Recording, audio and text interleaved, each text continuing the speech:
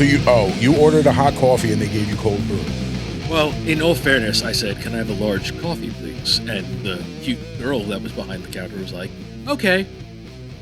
And then I paid for it, and then I walked over, and then the other cute girl was like, "Here you go, cold brew." Like, I guess I'm getting a cold brew. This is exactly what I ordered. Thank you. You're so good at your job. I said coffee, you heard cold brew. Yeah. And honestly, I was like, okay, well, I'm going to make a hot coffee anyway. I'm going to take this, so I'm just going to take it. Yeah, I mean, you would think that because you know what it is, it's like nowadays you have to say what kind of coffee you want. Like if you go to I know, but we're still at a cusp in which you can say coffee, and people usually get hot coffee. And I mean, get as in understand it, like at the very least, ask. Yeah. Iced or hot. Right. Hot, please. And like this girl, it was a beautiful Asian girl, and I was like, "Hey, can I have one large coffee, please?" And she's like, "Okay."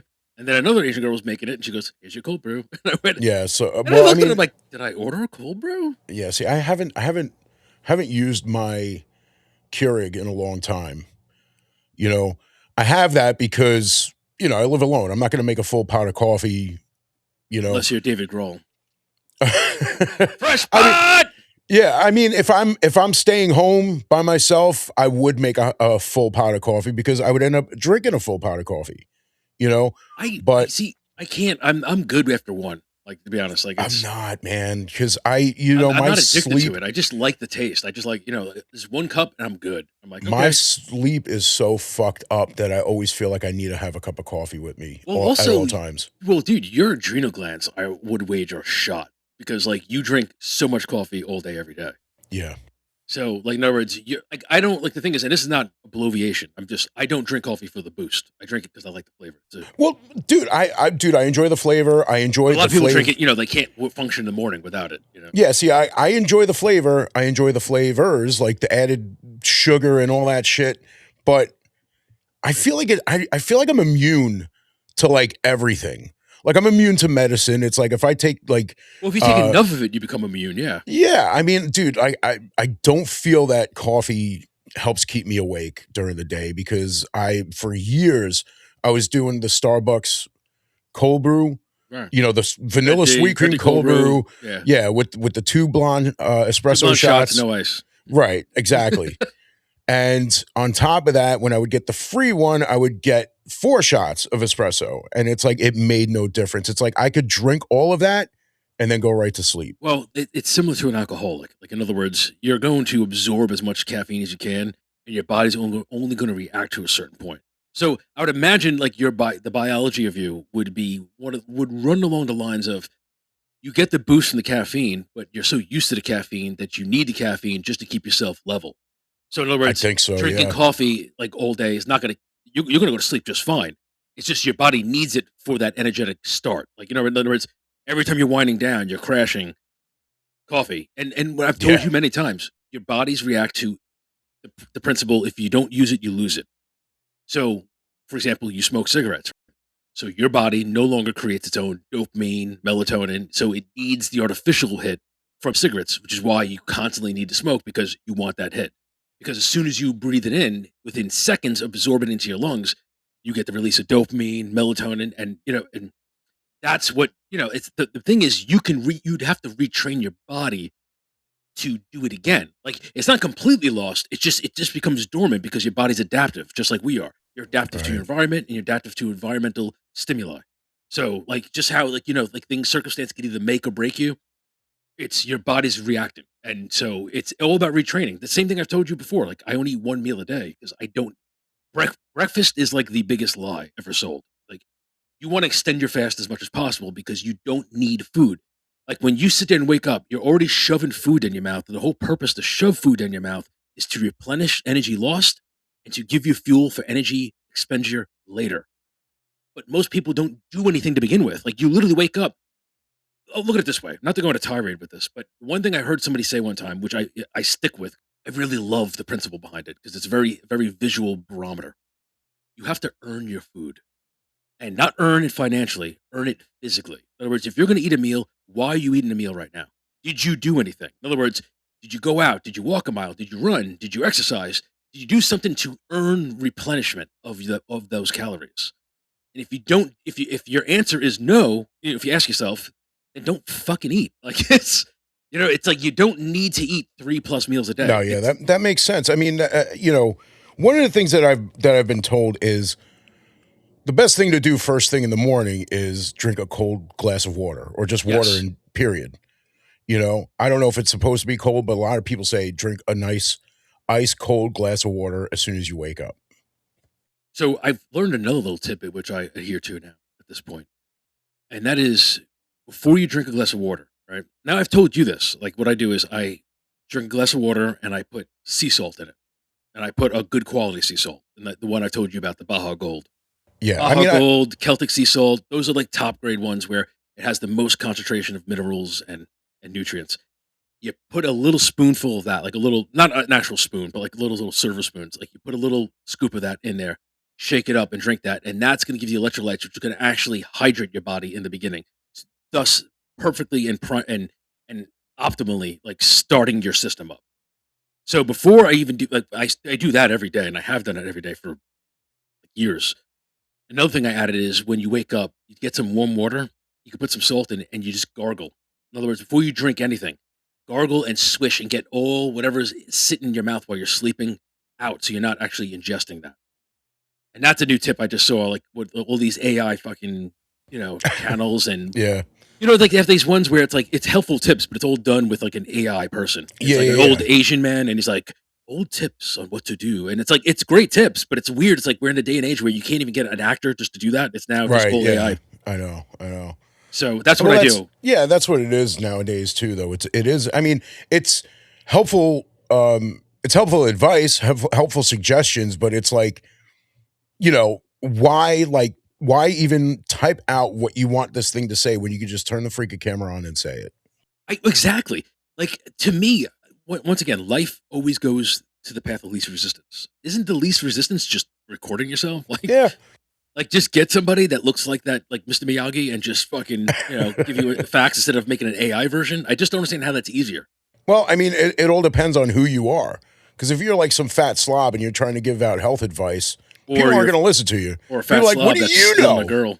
But then again, if anything, fat people would know more than anybody because they do look into this shit. They just don't follow it. I mean, I kind of know firsthand. It's it's like You know when what people go, I how mean? bad those cigarettes are? Yeah, I know. Yeah, dude. Well, that's exactly it, man. It's like you I get the don't whole, care. the clerks crew coming up to you. It's like, do you smoke? Yes. Why? I mean, I used to get that Stop it. when I was working at 7-Eleven. We had not the literal Chuli's gum representative, but the person like that. Every single person that was in that movie Clerks walked into 7-Eleven while I worked there. And one of them, of course, was the smoking one. It's like somebody was buying cigarettes. The woman behind was like, "Oh, why do you smoke?" Well, I just enjoy it. It's like, well, what is it? What's so enjoyable? It's like, I don't know. It helps me relax. Well, you really should quit smoking. I'm like, I just, shrug my shoulders. She's like, "Do you smoke?" And I'm like, I do. She's like, "Well, why do you smoke?" I was like, "Because it makes me look cool." It makes I like the way it looks. She's like, she's like, "You don't really believe that?" I'm like, "No, I don't really believe that, but it's something that you try and you either get hooked or you fucking think it's disgusting and you throw it out." Some of us have addictive behaviors. It's not a good thing. It's not an excuse to like pass over the fact that we're weak. It's like, give me a fucking cigarette now. I mean, dude, quitting is one of the hardest fucking things to do. I've done it numerous times. You know, the most I've done it for was like 5 years. And after like 2 years, I started smoking cigars, which I love smoking cigars. Nerves are a big thing, mood, temperament, 'cause it's all because of the lack of your body. It's all because of your body no longer producing all the dopamine, melatonin, what have you, serotonin. So, similar avenue with coffee is a lot of people drink coffee not just for the pick me up with the caffeine, but because it regulates their bowels. Like how many people go, "Oh, I drink a cup of coffee, then I go, it gives me my morning poo or whatever." Can set your clock to it. Right, but the problem is what people don't understand is it's not a healthy beneficial way. It's Oh, actually no, irritating your totally bowels. not. It's not like it's not like a good diuretic where where it's like, "Oh, every time I do it, it makes me go. It's like, yeah, but in the worst way possible. Well, yeah, and It's that's true irritating because your fucking yeah, bowels. because you really shouldn't have to go 3 times before you clock into work. You know what I mean? So it's like, Those like, if you're going 3 times for work, you technically have the shits. yeah, well, I'm not saying me personally, but it's No, like, I know, but when I'm you saying talk like to people who drink that's a lot of quantifiably coffee, like more than I do, it's like, oh yeah, I have like 3 healthy shits before work they're starts. It's coffee like fueled shits. I don't They're think not it's healthy. that healthy, dude. Not healthy at all. Like shitting, of course, multiple times is definitely healthy for this as far as your system being operable. Right? But Yeah. but The coffee harder, the does it the better. worst way possible. The harder, the better. You know. Coffee shits. One of the things that you were talking about was like the water with the salt. And I had a friend talk about this recently too, because he was fasting. Like we went out to dinner, like we went out to like a big steak dinner. He's sitting there, he's just like all he was doing was liquids, but really just water. But he was drinking while we're sitting there eating steak and like, creamed spinach and all this good steakhouse Hearty stuff. food. He's sitting there with a cup Water of lemon. hot black coffee.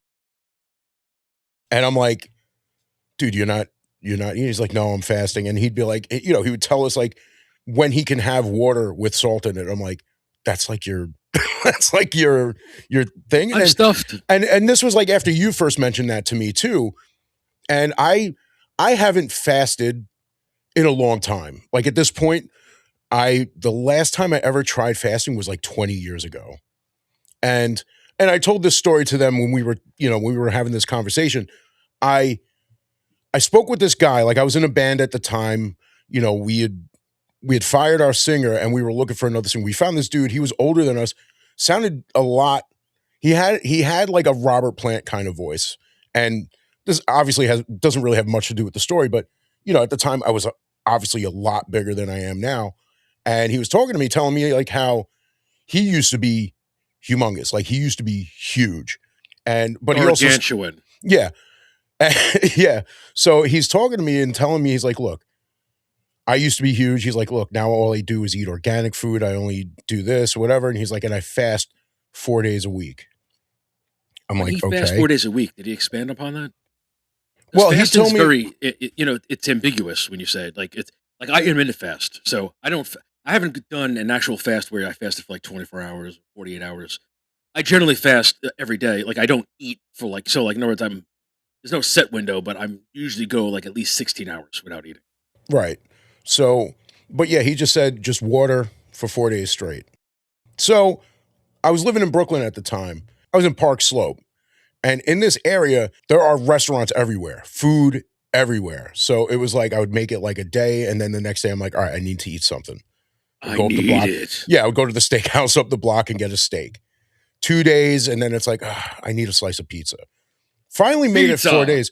Like after like maybe like 2 or 3 weeks, I finally did the 4 days and I'm walking and I started getting a little scared because I'd gone 4 days without eating any food, only drinking water. That's it.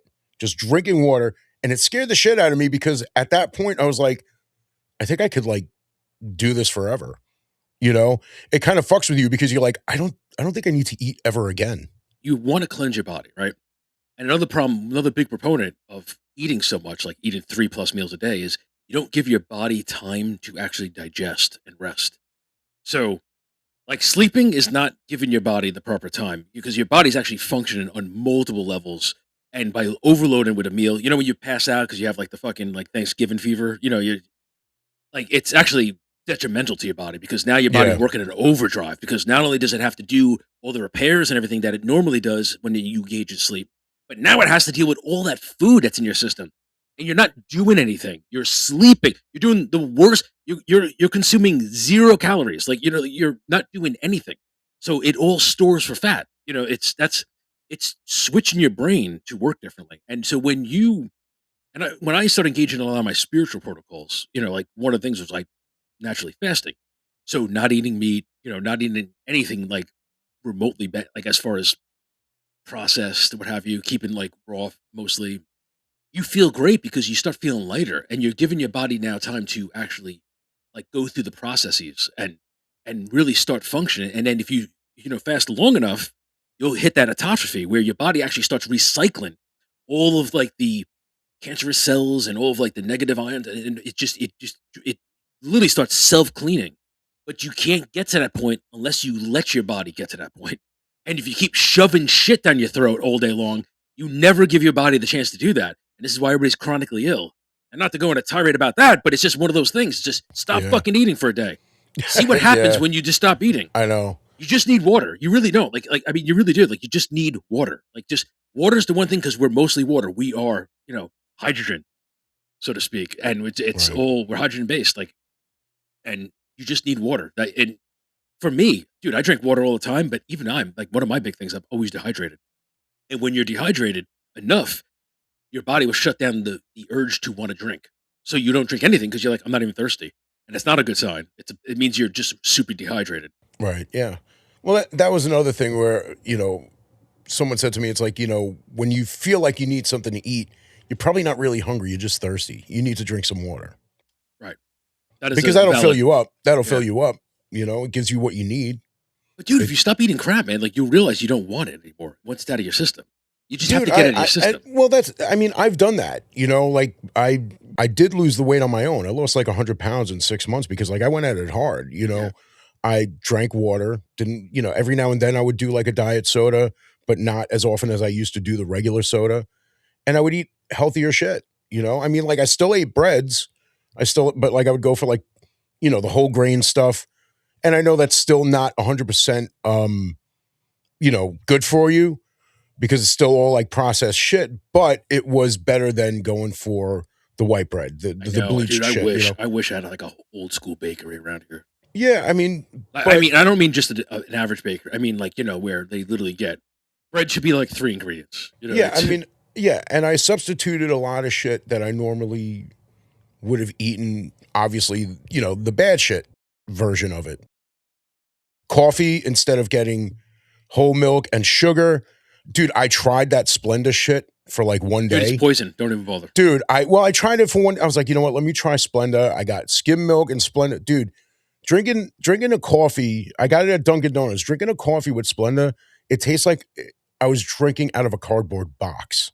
Well, you pretty much are It was though. just right. So I was like, you know what? Tomorrow, I'll just try it without any sweetener, and it was fine. Like I Yeah. can do coffee without sweetener. I could do coffee just milk, nothing. I could do coffee black, but you get used to drinking your coffee a certain way. That's how you always want it. I can definitely do just straight up milk or skim milk, even half and half, whatever. I just like to have some kind of creamer in my coffee for the I don't most blame part. you. I love almond milk, man. Like, my go See, to always at Gray. It's I coffee, tried almond milk, cinnamon. I That's it. tried almond milk in hot coffee, and like generally when I put milk in my coffee, it's cold milk, and it kind of warms it up a little. I mean, it kind of cools it off a little bit. Not that it's super hot or whatever, but when I tried it with almond milk, it's just the almond milk is so thin. Yeah.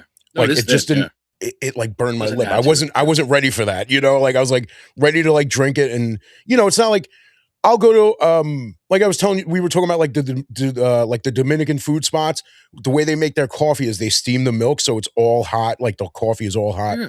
It's a with the milk and cafe everything. au Which lait most of the yeah, times. I love that. I love That's my that. favorite. That's what I get at Gray. It's Right. Yeah, and but that I was ready for. I didn't realize that putting almond milk in hot coffee was going to keep the coffee hot. it is thin. Dude, I've been drinking almond milk for like over a decade. Like, I was drinking almond milk once again, not obliviation. Just I've been drinking almond milk way before almond milk was like common substitute. Like, when in other words, when you go to a store now, almost every place you have to be an asshole store like cafe to not have almond milk as like back in the day it was like Yeah. soy milk, which I hate. Soy milk's disgusting. Yeah, it's not even good for you, especially well, I No, mean, it's soy not good. boys, no. Right, it's not good for men from what I understand. No, because as it releases estrogen mimickers. I forget the ingredient itself, but it mimics the estrogen and it produces the same effect. Well, So dude, yeah, coffee places having almond milk is like how pizzerias now have gluten-free dough right. or like whole wheat dough and all that stuff. I don't go for the gluten-free stuff. I haven't had a problem. Whole wheat pizza I've tried. Not really a fan of it, but everybody has their flavor. Well, you look okay. So with almond milk, just to be clear as far as the intention, almond milk, of course, is not a super healthy milk.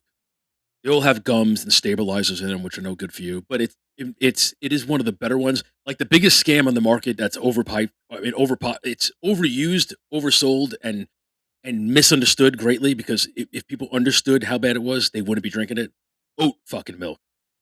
Oat milk is a fucking poison, and and the problem with oat milk in particular. And I'm not selling this over. I'm not trying to bury this so people got buy almond milk. I'm just simply saying, for one, it doesn't taste good. Oat milk. Yeah, he's And not a two, diamond. He's not a diamond yeah, I don't almonds work for Blue milk Diamond. representative. Blue Diamond, that's what it is. Blue Diamond. I'm not at all. He's a Chuli's gum representative.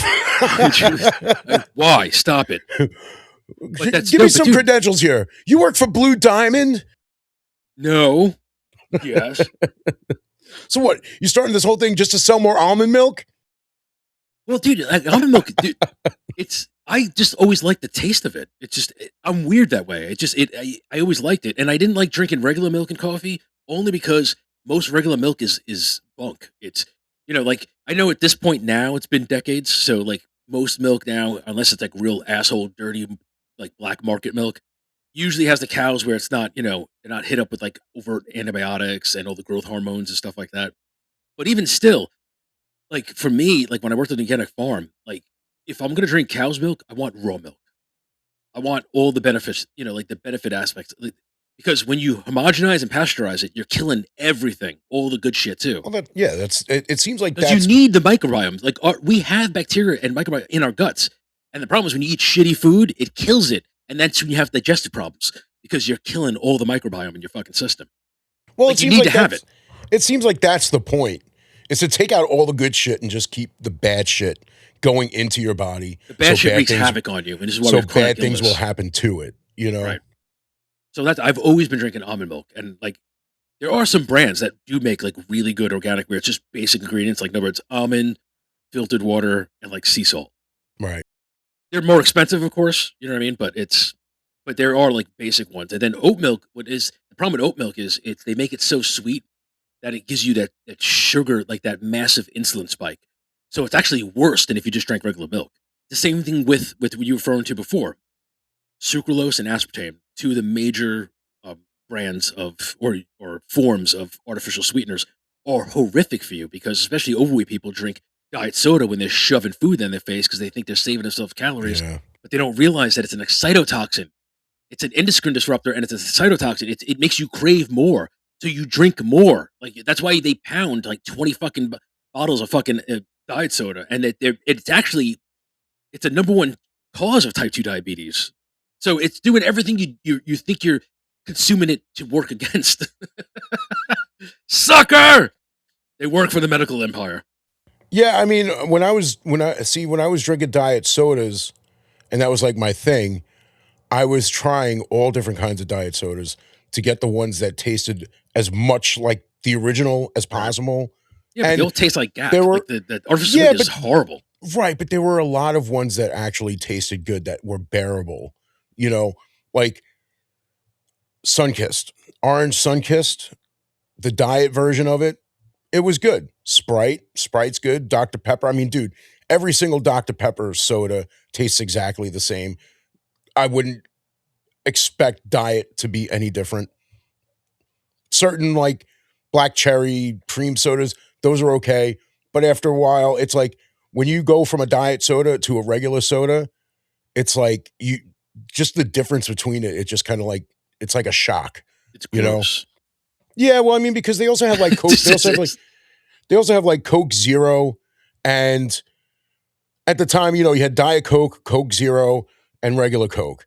If you're drinking Diet Coke all the time, and then you drink Coke Zero, it tastes so much like regular soda. But if you drink regular Coke all the time, and then you switch to Coke Zero, it tastes like diet.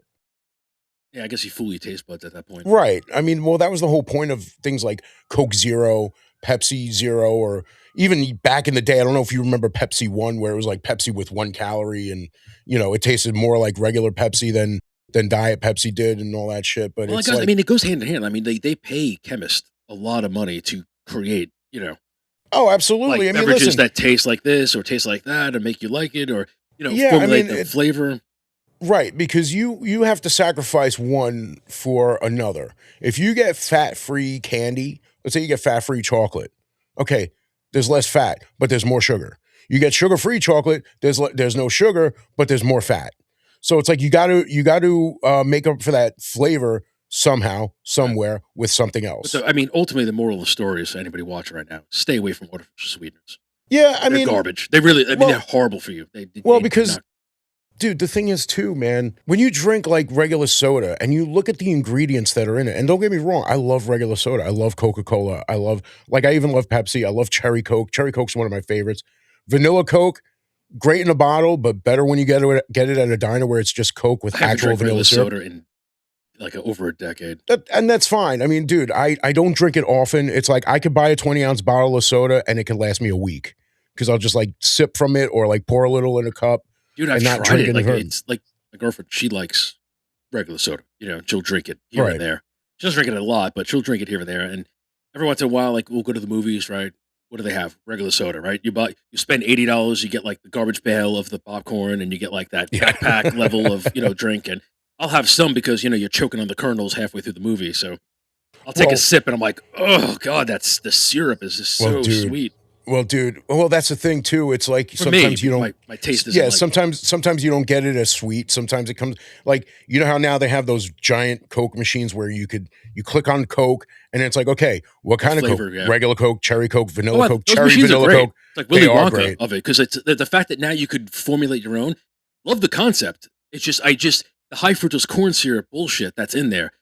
It doesn't have to be like that. Like, dude, Oh, you I can use know, like I basic know. small like stevia, slow sweeteners. Like I drink sodas, but I drink like the prebiotic sodas. Like so, it's like 5 grams of sugar. They're not sweet, but my taste have acute to that. Like that, I drink sparkling water, like stuff like that. I haven't drank a regular soda. If I took a sip now, I'd gag. It's just so sweet for me. But Well, it's once again, it's your butt. Like you can train yourself to. right, and see, like that's kind of what I was getting at. It's like everybody goes nuts for Mexican Coca Cola because it comes in a glass bottle and it's made with real sugar.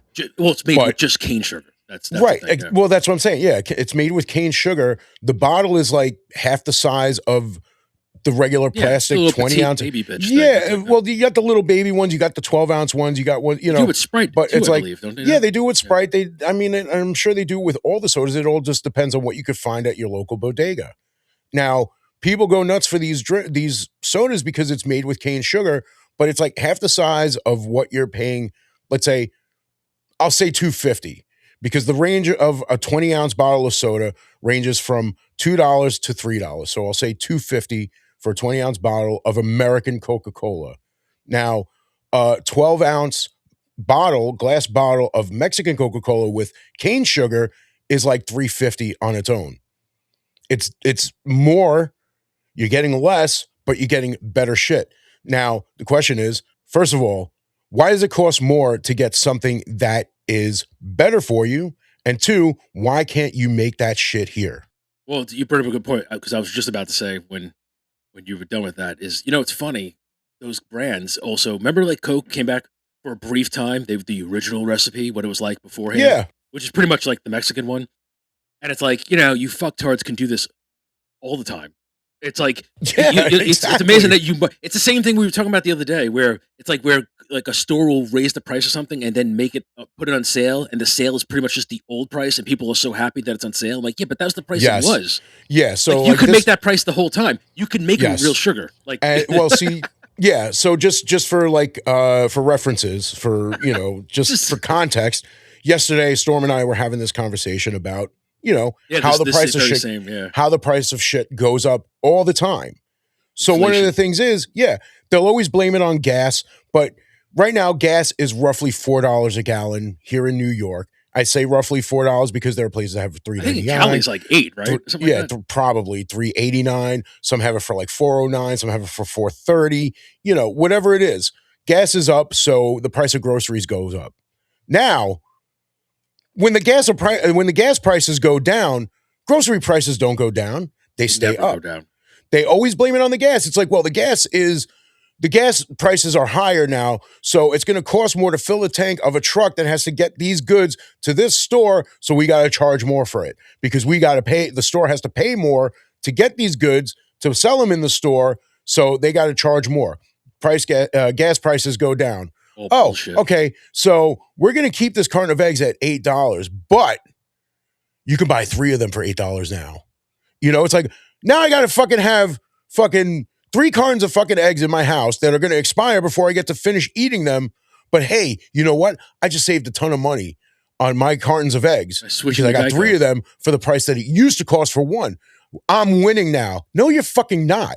No, You are you're not winning losing because not only are you wasting money on 3 cartons of eggs, you're wasting food. Do you remember it was like last year around this time with the whole egg thing, like where they murdered like all those fucking chickens, claiming there was some kind of outbreak, whatever, and then the egg, an egg was like $50. You had to sell them in the black market. Yeah, but the price of chicken wings went down to like 2 cents a chicken wing. But did you notice they did not say I'm kidding, chicken? obviously. They said just the wings. Right. Yeah. Did you hear? Where's the rest they of said it? there's a chicken wing shortage, but they did not say is a chicken shortage. Right. Cat Williams is the best. Are they out of chicken or they out of chicken?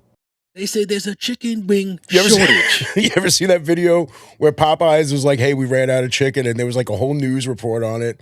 He's like, they got no chicken or they just out of chicken?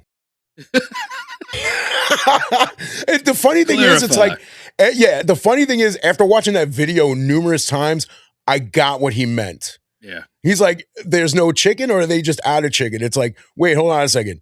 That means, all right, I got to think on how to It's like explain that this. insert blonde woman with the numbers all around. Right. Yeah, exactly. But I think it means like there's no chicken, like there's nothing to eat, or are they out of chicken? We out of chicken. It's like, if we go to another Popeyes, are there chickens?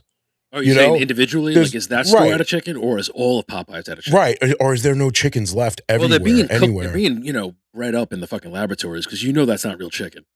Oh, dude, of course not. But it's delicious.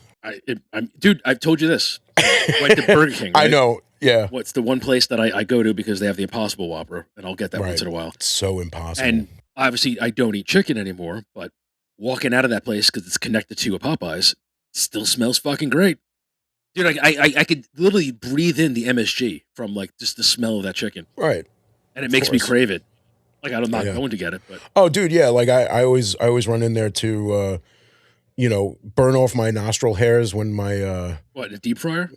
No, just the smell of it. Just like it just burns away at the hair in my nose, just so I don't have to use my clippers, Just little It crispy saves time. fried hairs. Pull out the lighter. Get that little burn oil, like get that halo going.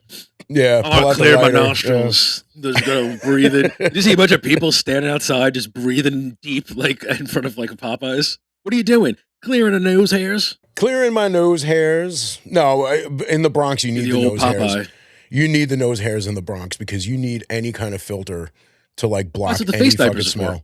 Yeah, well, I mean, I don't wear those, so I just I know, grow my nose hairs out until. Did you ever see? It was like years See, ago. this isn't a mustache. This is all coming out of my nose right now.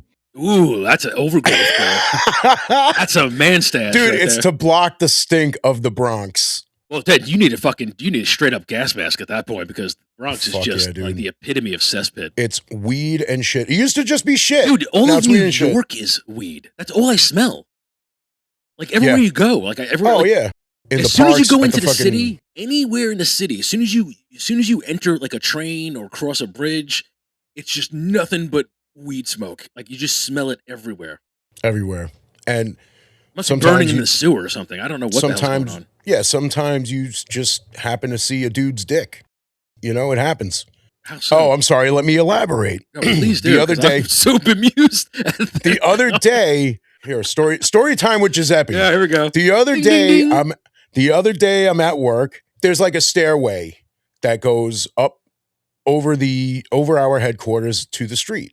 We got our own little entrance. There's a gate there. So I'll walk up the stairs over to the door and go out and walk to the street, because there's a couple places to get food from.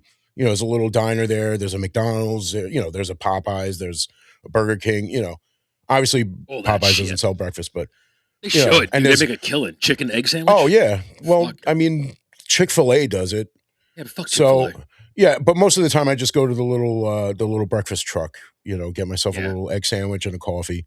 That's probably the most affordable at this Besides- point. Like, And dude, even that's like $7.50 for a small coffee and a sandwich. Oh, for So both? Ugh.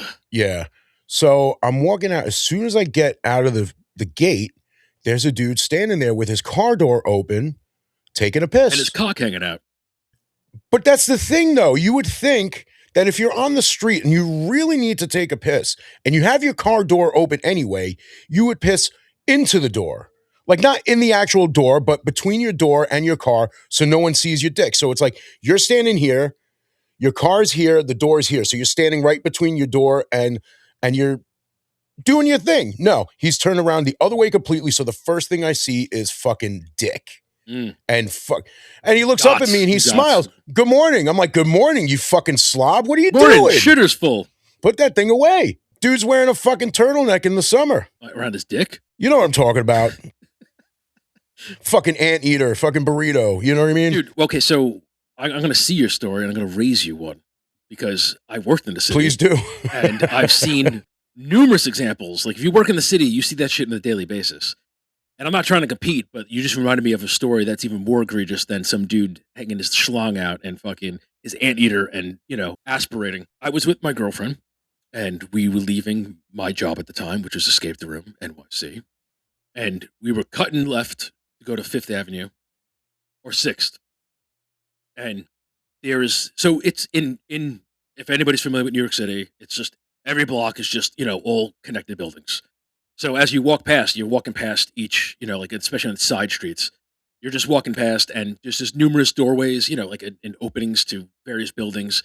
So we're passing, by the time we passed like the third doorway, there was some dude standing out there.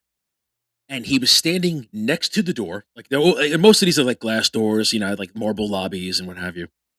Not anything too extravagant, but just that's the typical style of New York. And he was standing by the door, pants down to his ankles, ass cheeks pressed against the wall, and leaning back, and he was taking a shit on the ground next to the door. Not between cars, not behind a dumpster, not in front of like a McDonald's drive-through. He was standing right next to the entranceway and he was pissing and shitting. And I remember looking at him in the eyes and he looks at me and he said, and I'll never forget this, he says, better the floor than my pants. And I disagreed with that. Dude, that's the most disgusting boorish behavior. Like at least the homeless people piss between cars. Oh, like dude, when you make the homeless people look more noble, like there's a problem. Like there's always some guy in a suit working the little desk, in every entranceway to these little buildings. Right. Mm-hmm. You can literally, if he like leaned back, and looked out, you could see the dude just sitting there and just leaning against the wall and just shitting all over the place. And I presumed he, wipeless. I'm presuming he just pulled up trow and left, which means he's got an ass and fucking trunk full of shit as he's walking on, but better the floor than his pants. Dude, that's wild. I mean, since we're sharing New York shit stories, one time, many. yeah, oh, absolutely. On our way home, my buddy was driving me home from work, and we have to drive by Yankee Stadium to get to the Deegan to go north. And across from Yankee Stadium, you got Yankee Stadium, you got the street that you cross to like another island of sidewalk, and then you got a bus stop at that like island, and a lot of times cars will park on that sidewalk. So you got these cars parked over there, and at this time of day, around 4:00 p.m., there are a lot of people at this bus stop. And as he's driving, there's another stoplight on that block, right by where the bus stops, and you could see where the cars are parked. And I just look over and I see this guy like picking up his pants and fixing his belt. And I'm like, and I said out loud, I was like, this guy did not just take a shit. And my buddy's like, what? Oh, he did. And I look over and I just see a pile of shit right where he was just walking from. And I'm like, this fucking disgusting slob just dropped trow, took a shit between cars. And there are people and kids within like 10, maybe 20 feet from where Probably he's getting standing. a whiff at that point. Dude. Why is there corn on the floor? I just don't understand how people can do that. I mean, another time, like a block away from where that was, this woman is just like, has her pants down on her ankles. She's fucking squatting, fucking pissing in the street. And she's screaming the whole time. She's like, I'm sorry, I had to go. I had to do it. I'm sorry. At least she I'm not apologized. even kidding. Yeah, at least, well, yeah, I mean, she Dude, what apologized, about but the it's like, woman? This is not in person. This is on, whatever, social media, what have you. Remember that one video? It's like, it's all like supermarket footage. There's that one woman Yeah. who was in shorts and she was like around, like around the frozen food aisle, and it's like those little islands in the center that have like the stuff, and she just stepped by and took a knee like in football and just dropped turds out the shorts and kept it moving. Do you remember that video? I know you've seen that. yeah, I've seen that. I Like mean, she dropped really quick and went like almost like a fucking dart gun, like just dropped two turds out of fucking down her leg and then just kept it moving. I was like, she's done this before. Like that had precision. Like that had muscle memory. Like she knew what she was doing. I really have no idea what goes through these people's minds like a snot when rocket they just out your do butt. that shit. Well, there's also that one guy who's walking and you just see him shake his leg and the turd just fucking falls out. Dude, that's been jangling there for days, probably. Yeah, I mean, like shit, this turd's still there. Let me wiggle it loose. Look, it's a Hershey disgusting. Kiss. I don't fucking get it, man. Ew. Dude, and especially with supermarkets, they may not be lavish, but all supermarkets typically have public restrooms. Yeah. So, while you're going around the frozen food section, dropping a deuce, literally, and just booking it is beyond me. Like, you can go to it, like, they have bathrooms there. Like, so. Well, I feel like people have this, like, mentality where it's like, well, I already started filling up my shopping cart. If I leave it out here, but what are people going to do? It's like, well, if I leave it here, someone's going to take the stuff that I didn't pay for yet and pay for it themselves. Like, go back to the fucking shelf. Going with it, you know what I mean? It's like, it's not like you pay for it and they're taking it out. I now have these cornflakes. Yeah, exactly. It's like, yeah, now I could pay for these instead. It's so bizarre, dude. Like it is bizarre. It's disgusting. Like people really are just disgusting people are creatures. Fucking gross, man. People are gross. Leave a fucking empty bottle in your car if you got to take a piss. Oh no, it's the piss bottle. What do you have a piss bottle? Oh no, I must have got confused and pissing them both. Why do you piss them both? Here's some Gatorade. It's always sunny. That scene that always circulates. It always will pop up on my feed every once in a while, and I'll of course watch it every time and laugh my ass off. Oh no, I must have got confused and pissing them both. Here's some Gatorade. Well, when it comes to that, I think of Harlan Williams in Dumb and Dumber. Yeah. Like, yeah. Get out of here. Like, I could go for a fucking soda now. Like today, I have poppies and I love poppies. Yeah, but dude, like I was at the movie theater today. Yeah, that's right. And you were there. Yeah, how was the movie? I'll get into that. Okay. Because I want to talk about soda, man. I usually go for the cherry Coke vanilla. I'm sorry, cherry vanilla Coke. Now, you could either Is there a cherry vanilla Coke or do you add one of the flavors? You can do either one because there is a cherry vanilla Coke button. There's a cherry button and a vanilla button. If the cherry vanilla Coke button isn't working well, like it was flat, I was like, and I was telling my nephew, he's 8 years old, going on 9, and he's like, which one do you like? I'm like, I like cherry vanilla Coke. He's like, oh, that sounds good. So I'm like, it is. So I do the little taste test. I do the little taste test. No, it's flat. I was like, and now this is what I do. I click cherry vanilla, fill up half cherry vanilla. I'm sorry, cherry Coke, fill up half cherry Coke, then half vanilla Coke. Boom, cherry vanilla Coke. And it was delicious. Are you a root beer? I'm a root beer fan. I love root beer. I like root beer. Root beer for me has to be like, I have to be in the mood for it. Oh, I love root beer and ginger ale, but for me, I want real root beer and ginger ale. In other words, I don't want like the bullshit companies. I want like an actual like. Yeah, you're fancy. You don't want mug. You don't want fucking. I mean, I used to drink that shit back in the day, but yeah, dude, I want, like, of course, the real shit. Like yeah, root beer's I love root beer. Dude, I do love root beer, but it's like it's like one of those things where it's like I really have to be in the mood to be able to even finish one. Really? But yeah. I mean, I don't know if you ever had I think it's either called your father's root beer or not your father's root beer. Your mom's. It's an alcoholic root beer. But it doesn't taste alcoholic at all. I'd leave it to somebody to be like, this is good, but it's not fucking me up. Right. It's like it's got the word beer in it. Why doesn't it have alcohol? Yeah. Let's make one. I changed my mind. I want root beer now. Do you remember like Mike's Hard Lemonade when that shit came out? I was never a fan of that. Neither was I, but it's like everything has to be hard. Like you can't have it. Like you can't just drink lemonade. It's like I need it to fuck me up. Yeah, Twisted Tea was gross though. Twisted Tea. Remember? Well, we're old school. Like as far as like, because like we were around during the time when the predecessor for all that came out, and that was Zima. Remember Zima. Zimas? I actually like those. I don't give a fuck. I liked Zimas. I thought the bottles were cool. And then Smirnoff Ices came out, and they're like, "Oh, new guy in town." Yeah, but Smirnoff Ice is better than Mike's Hard Lemonade. I'll agree to that. You should, because it's true. So Says anyway, you. so I got my cherry vanilla Coke, concocted myself, And then popcorn with butter.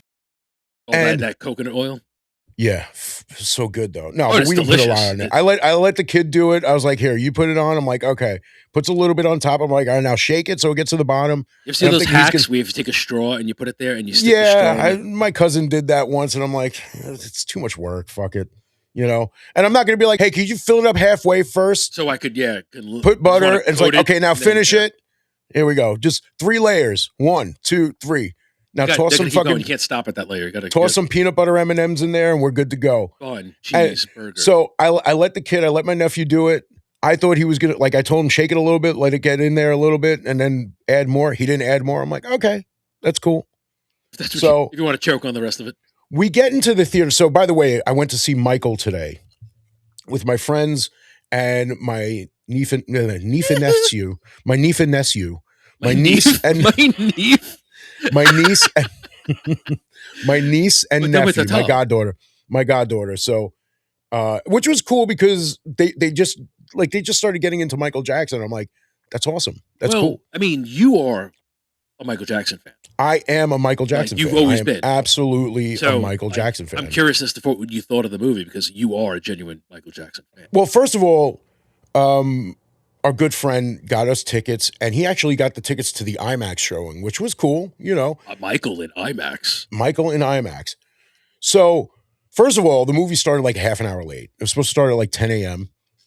We're Just sitting like there, and it's Michael. like, I'm like, okay, you know, it's like 10:09. I'm like, why isn't this starting yet? What's going on? Because like they at least have like commercials on, you know, Yeah, ads to while you're placate sitting. yourself. Yeah. But the screen was completely blank. And then like it was almost 10:30. It was like maybe 10:23, 10:25. You know, the screen comes up. It's like, you know, right before they start showing the trailers, you have that woman, I forget her name, and she's like, thank you for showing up early and watching our commercials. I'm like, showing up we play early. this late. It's like we were on time. How is being on time early? Oh, because you started fucking late. And then there's like almost a half an hour of fucking trailers, and the movie didn't start till like almost 11 o'clock. So it starts off with, you know, there might be spoilers here, so please be forewarned. You definitely do spoilers alert because it just came out today. No, well, yeah, like 2 days ago, actually. Yeah, you're Or right. whatever, it just came out. It's Yeah, I mean, so. by the time this is, I mean, it's tough shit this for out- anybody watching. You're gonna have spoilers.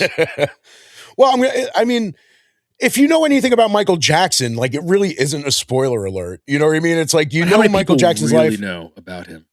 Me. So it starts out when he's a kid, you know, it's like we all know that their father was an abusive piece of shit who fucking would beat them whenever they were like stepped out of line and all that stuff. So it starts with that, how he gets them fucking like into show business right away. It's like, all right, these are my kids. We're starting a band. We're going to be famous. I'm going to be rich. This actor, Coleman Domingo, who played Joseph Jackson. Now I'm looking at a picture of him and he looks like a regular guy. But there was something that I feel they did to him in this movie to make him look like the instant you saw him, like he could have been the sweetest guy in the whole movie, which we knew he wasn't going to be because we knew how Joseph Jackson was, but they did something to him in this movie to make him look like an even bigger piece of fucking shit. Like you looked at him and you're like, oh, I already don't like this fucking that guy. punchable face that we always Exactly. often talk And I'm about. looking at pictures of him and he's not a bad looking dude. You know what I mean? He's smiling and I'm like, it's not that fucking devious smile that he had in the movie where you're like, oh my God, you piece of shit. Stop making that face, you know? But it's like when you compare him as the actor to actual Joseph Jackson, it was a very close likeness. Representation. Yeah. Yeah. And of course, he had Neil Long as the mother, who I've always loved. I've always been I like always she's remember from still Friday. She was great in Friday. yeah. She's always like I always loved Nia Long, like in love. When I say love, I mean like Dreamweaver. in love. Yeah, exactly, dude. And Boys in the Hood, like you said, in Friday, She was good in anything Friday. she's oh my god, dude, even in Soul Food. I don't know if you ever saw that movie, No, man, but I oh dude, like the sex scene with her and Mekhi Phifer in the bathroom. oh my God, Mekhi Phifer and her. Hot. So so you got Jafar Jackson. His actual name is Oh, he was Jafar. so good in Aladdin. Yeah, right. But it's two A's, not one. Okay. Oh, it's Now, fancy. so Jafar. you see him as Michael Jackson, before he got You the see him as first the nose kid, job. right? So you see when he was a black kid and he turns into a white adult. Yeah. Well, you don't get to that yet, but they talk about like he does mention the disease. Oh, so this is not a complete thing. Are they setting up for a sequel? Is that what's Yes. okay? And I knew that before going in. Okay. No, I don't know anything about this. That's why I'm asking. I'm Right. generally No, I asking. knew that before going in. I was telling my good friend who got us the tickets. I asked him if he knew anything about the movie. He said no. I said there's one thing I do know about the movie. He said the only thing he knew was that Michael Jackson's nephew was playing him in the movie. I said there's one thing that I know about the movie, but I won't say it until afterwards. And I told him that I knew there was going to be a sequel. Because at the end of the movie, spoiler alert, at the end of the movie, it says his story will continue. So, and I know you don't care about that. So I Oh, I don't. feel like it's, I'm not going to yeah. watch the movie even. So. So, but yeah, they mention he does mention the disease. I always forget the name of it. He even said it in the movie. You know it. When Is it when your skin vitiligo or something like that? vitiligo, yeah. The Because like skin at one disorder, the point, skin like the yeah, pigmentation. because at one point they asked him, he's like, "Are you taking any medication?" He's like, "Just for vitiligo." And I was like, and they showed his arm. You see like the white spots and all that stuff. So I'm always so dubious of like of all the mainstream narrative. I'm like, did he have it, or was he just fucking crazy and just wanted to be lighter? I don't know. well, I mean, I I mean, don't I know, wasn't there. man. I'm only postulating. I don't know. Like, Exactly, dude. I mean, listen, there are certain things that we think we know about Michael Jackson that only recently people started questioning more. Like that Leaving Neverland documentary. I don't know if you I mean, saw know it. of it. I once again never saw it. I've seen it. I was disgusted by it. And it also broke my heart because I love Michael Jackson. Yeah. It's like No, I we've know heard the you're a stories. fan. Like, what the Yeah, opposite? we've heard, Like, I don't hate him. we've, I'm just not a fan. right. We've heard stories about him through the years. And, we make our jokes. Why did Michael Jackson always shop at Target? Because he heard little boy's pants were half off. Idonius name, Target. Yeah, but we've heard stories about Michael Jackson. We all know what they said about him and stuff. But it's like years. Like one of the things that I always question whether or not it was true. Oh, I still Only question. I have because, no idea. only because you watch that movie, The Jacksons, An American Dream, and you see that he was pushed into superstardom, like not just show business, but superstardom at a very young age. And when you do that to a kid, it's like you're basically putting this kid to work at a very young age. Like he was like Well, it's slave 8 years labor old, at 10 that years point. old. Yeah. And I mean, well, in the movie, he was 10 years old and he said, he was told to say that he was 8 just to make it seem like he was even younger. It's like, oh, this little 8-year-old kid's got like all this massive talent and all this shit. So his childhood was stripped from him, basically. He went right to work from a young age to adulthood. That's going to drive anybody fucking crazy. It's not necessarily going to make them do nasty things to kids.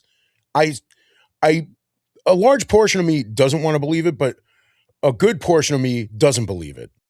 Because it's like when we were talking about the Guar documentary.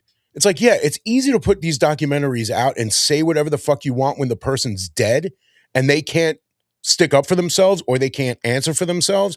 You could say whatever the fuck you want. There's no like Michael Jackson wasn't there to defend himself against what they were saying about him in this documentary. It's like you want to put this fucking story out, have the fucking balls to do it while he's alive. Have him in the documentary saying his part. And if he did what he did, I can't undo that. None of us can. And there's no accounting for any of that shit happening and destroying lives that it would destroy. But people tend to gain more from making these stories up than they do to lose. Because he's dead now. You put out a documentary. How much money are you going to get for being in that fucking documentary? Oh, I'm not saying these people are liars. I'm not saying that it didn't happen. I just don't think it did. well, Because it's very easy to put out a full 2-part documentary on a man who's dead. also, just to add to that point, it really and this is a bigger picture contention, is this illusion that documentaries are true. You know, it's like people, there's this false sense of security that people have when they see something that's labeled as a documentary. Oh, this must be true. But they don't realize that documentaries can be just as skewed, if not more skewed and distorted than an actual movie.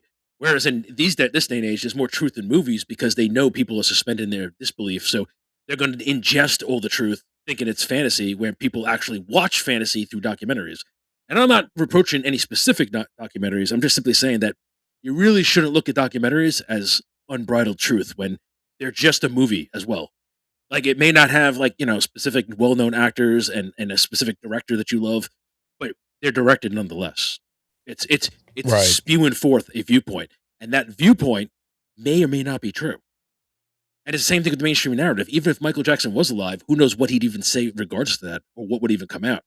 And it's easy to defame or at least paint a picture of a character when that character's been written off the world stage, like Dave Brocky and Guar, or Michael Jackson in this particular case. Exactly.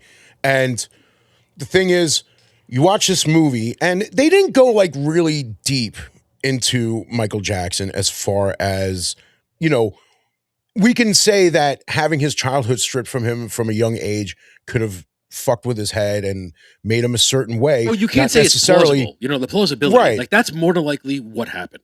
Yeah, exactly. So they didn't really delve into that. They didn't really portray Oh yeah, that because in any other doesn't way. give clicks. They want the good Yeah, shit. well, I mean, dude, honestly, a lot of it was him entertaining, writing music, coming out with the album Thriller and everything that came with that and what he wanted to accomplish as an artist. You didn't really go deep into a lot of the other stuff. Like deep in the You know, trenches. exactly. Which, of course, anybody and everybody would love to see that, but then you would have like an 8-movie series to really dive deep into Michael Jackson. And it's not like there aren't other documentaries about Michael Jackson that do dive deep into that. But what part did he have to play in it to where he can say his part on it? So that's what I feel like is the big problem. And again, I would never, ever defend a pedophile, ever. But when you look at Michael Jackson and you look at the stuff that he's done, that it's known that he was good to kids, that he would visit kids in the hospital. Like, they do go into when he burned his hair during that Pepsi commercial and when he was in the burn unit and visiting kids in the burn unit while he was in there and just being Michael Jackson, just being this guy that you remember him to be. Now, a lot of people feel that they created this other story for him, meaning showing him in a better light than what people feel he should be set in, and they feel some kind of way about that. Then you got the people who saw the movie, love it, love that portrayal of Michael Jackson, who will look at something like Leaving Neverland as that was a pile of shit. That's bullshit. That's not real. I mean, in any case, like either one of these could be not real. Obviously, when you create a biopic, you're going to exaggerate certain aspects of someone's life, or you're going to change certain things to make it more entertaining Dude, that's a guarantee. visually. And like I'm telling you right now, exactly. biopics are like as soon as you hear bio, it's the same association when people say my truth, which by the way is bullshit. That's a distortion of the truth. Truth is not possessive. It's never been possessive. It's just the truth. Right. You either tell it or you don't. If you're telling your version by saying it's my truth, by saving yourself any liability, you're telling the distortion of the truth. Now, where that distortion lies, in other words, it pendulates between how much is bullshit and how much is true. That's arguable, but biopics are the same thing. It's someone's version of their life. Take them with a grain of salt. That's all I'm saying. Well, they also said the same thing about the Queen movie, about Bohemian Rhapsody. Everything. That they took. Take every biopic. Of course. As far as Jafar, as far as his portrayal of Michael Jackson, his uncle, I thought he did a good job from what I know about Michael Jackson. He looked a lot like him. There were certain angles where he looked exactly like him. There were certain moves, like more toward the end of the movie, that like the way he would just move his head and like his finger and certain things that he did where I'm looking at him like that's Michael right there. You got him. Not that, yeah, not that he looked exactly like him in that moment, But but capturing he the essence. moved exactly, I've told you that many captured the times. essence perfectly. It doesn't have to be a perfect impersonation. You just have to capture the essence. Exactly. That's And the when key. he obviously when he wore the glasses, looked exactly like him. Right. But Genetically, right? even but in all honesty, in the eyes, like you could see Michael Jackson in the eyes, like in his eyes. And I enjoyed the movie. I thought it was good. Of course, I would love to see a movie where they dig really deep into his soul, into his mind, and give us more of what he went through. But he went through a lot. You know, it didn't get to the point where people were accusing him of being, you know, a pedophile or anything like that yet. It ended in the 80s.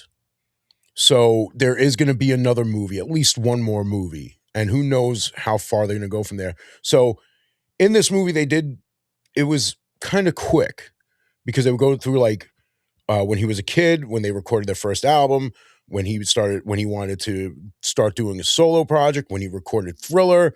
They didn't go into recording Bad, but they showed like him touring the album, like a video, you know, like it was like the last thing that you see. And I'm like, I hope in part 2 they go back and you know add that as part of like the movie where he's recording Bad because that's my That's your fit. fucking Yeah. That's when you got that's my into it. Michael record. Yeah. I mean, dude, we talk about perfect albums and and and we talk about favorite albums. We talk about perfect movies and we talk about favorite movies. Thriller is a perfect album.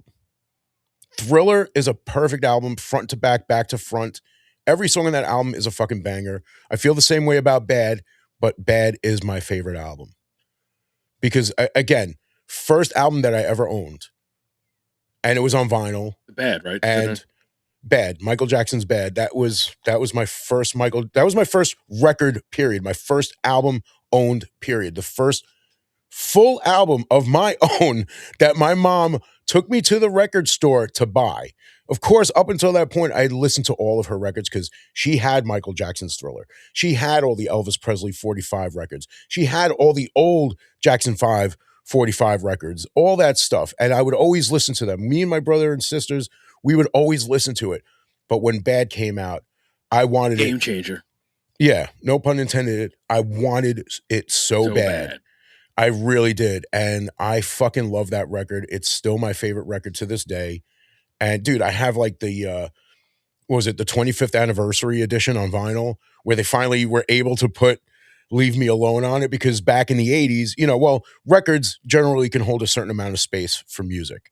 So when it first came out, it didn't have Leave Me Alone on it. It was only available on the CD because you could fit 50 songs on a CD. You know what I mean? If necessary. Dude, the So cassette tapes are the worst, man. You fit maybe like 5 songs.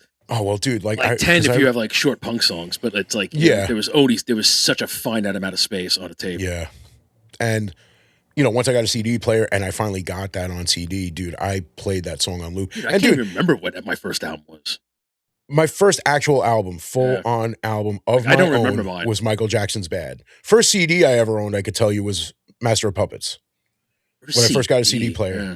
first CD player I ever got. First CD I ever got to play on that CD player was Master of Puppets, Metallica. Remember, like, cause like obviously, like I had tons of cassettes, and I had to rebuy everything on CD at that point.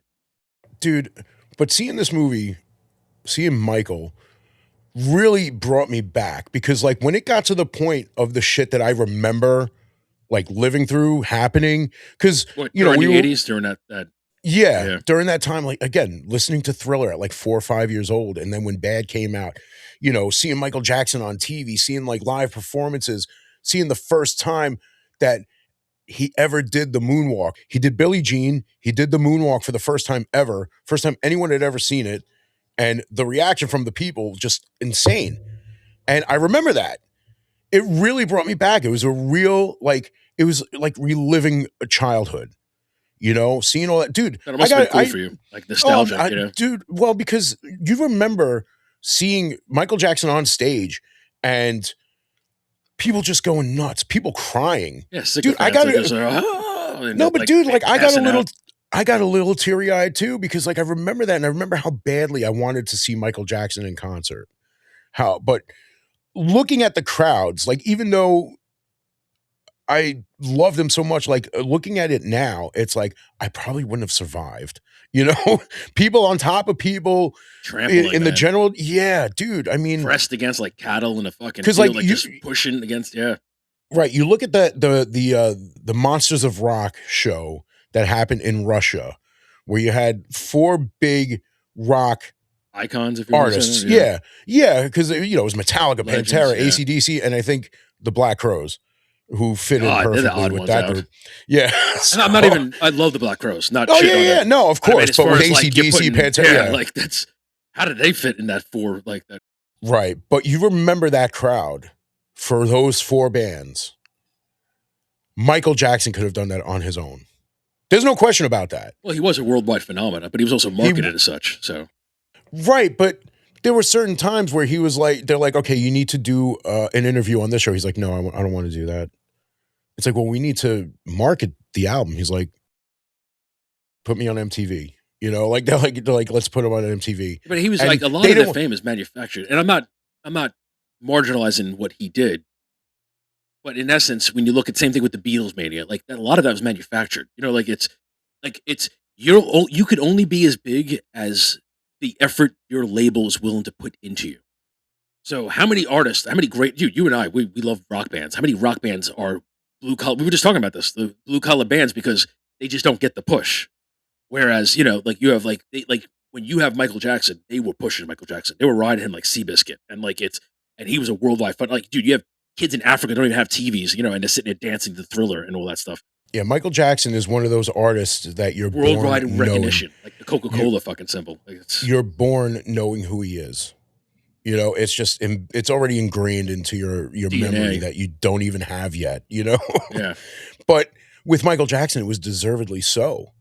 He deserved that push because he was just that kind of artist. And it was said numerous times throughout the movie that you're different, you're special. There's something about you, and there definitely was.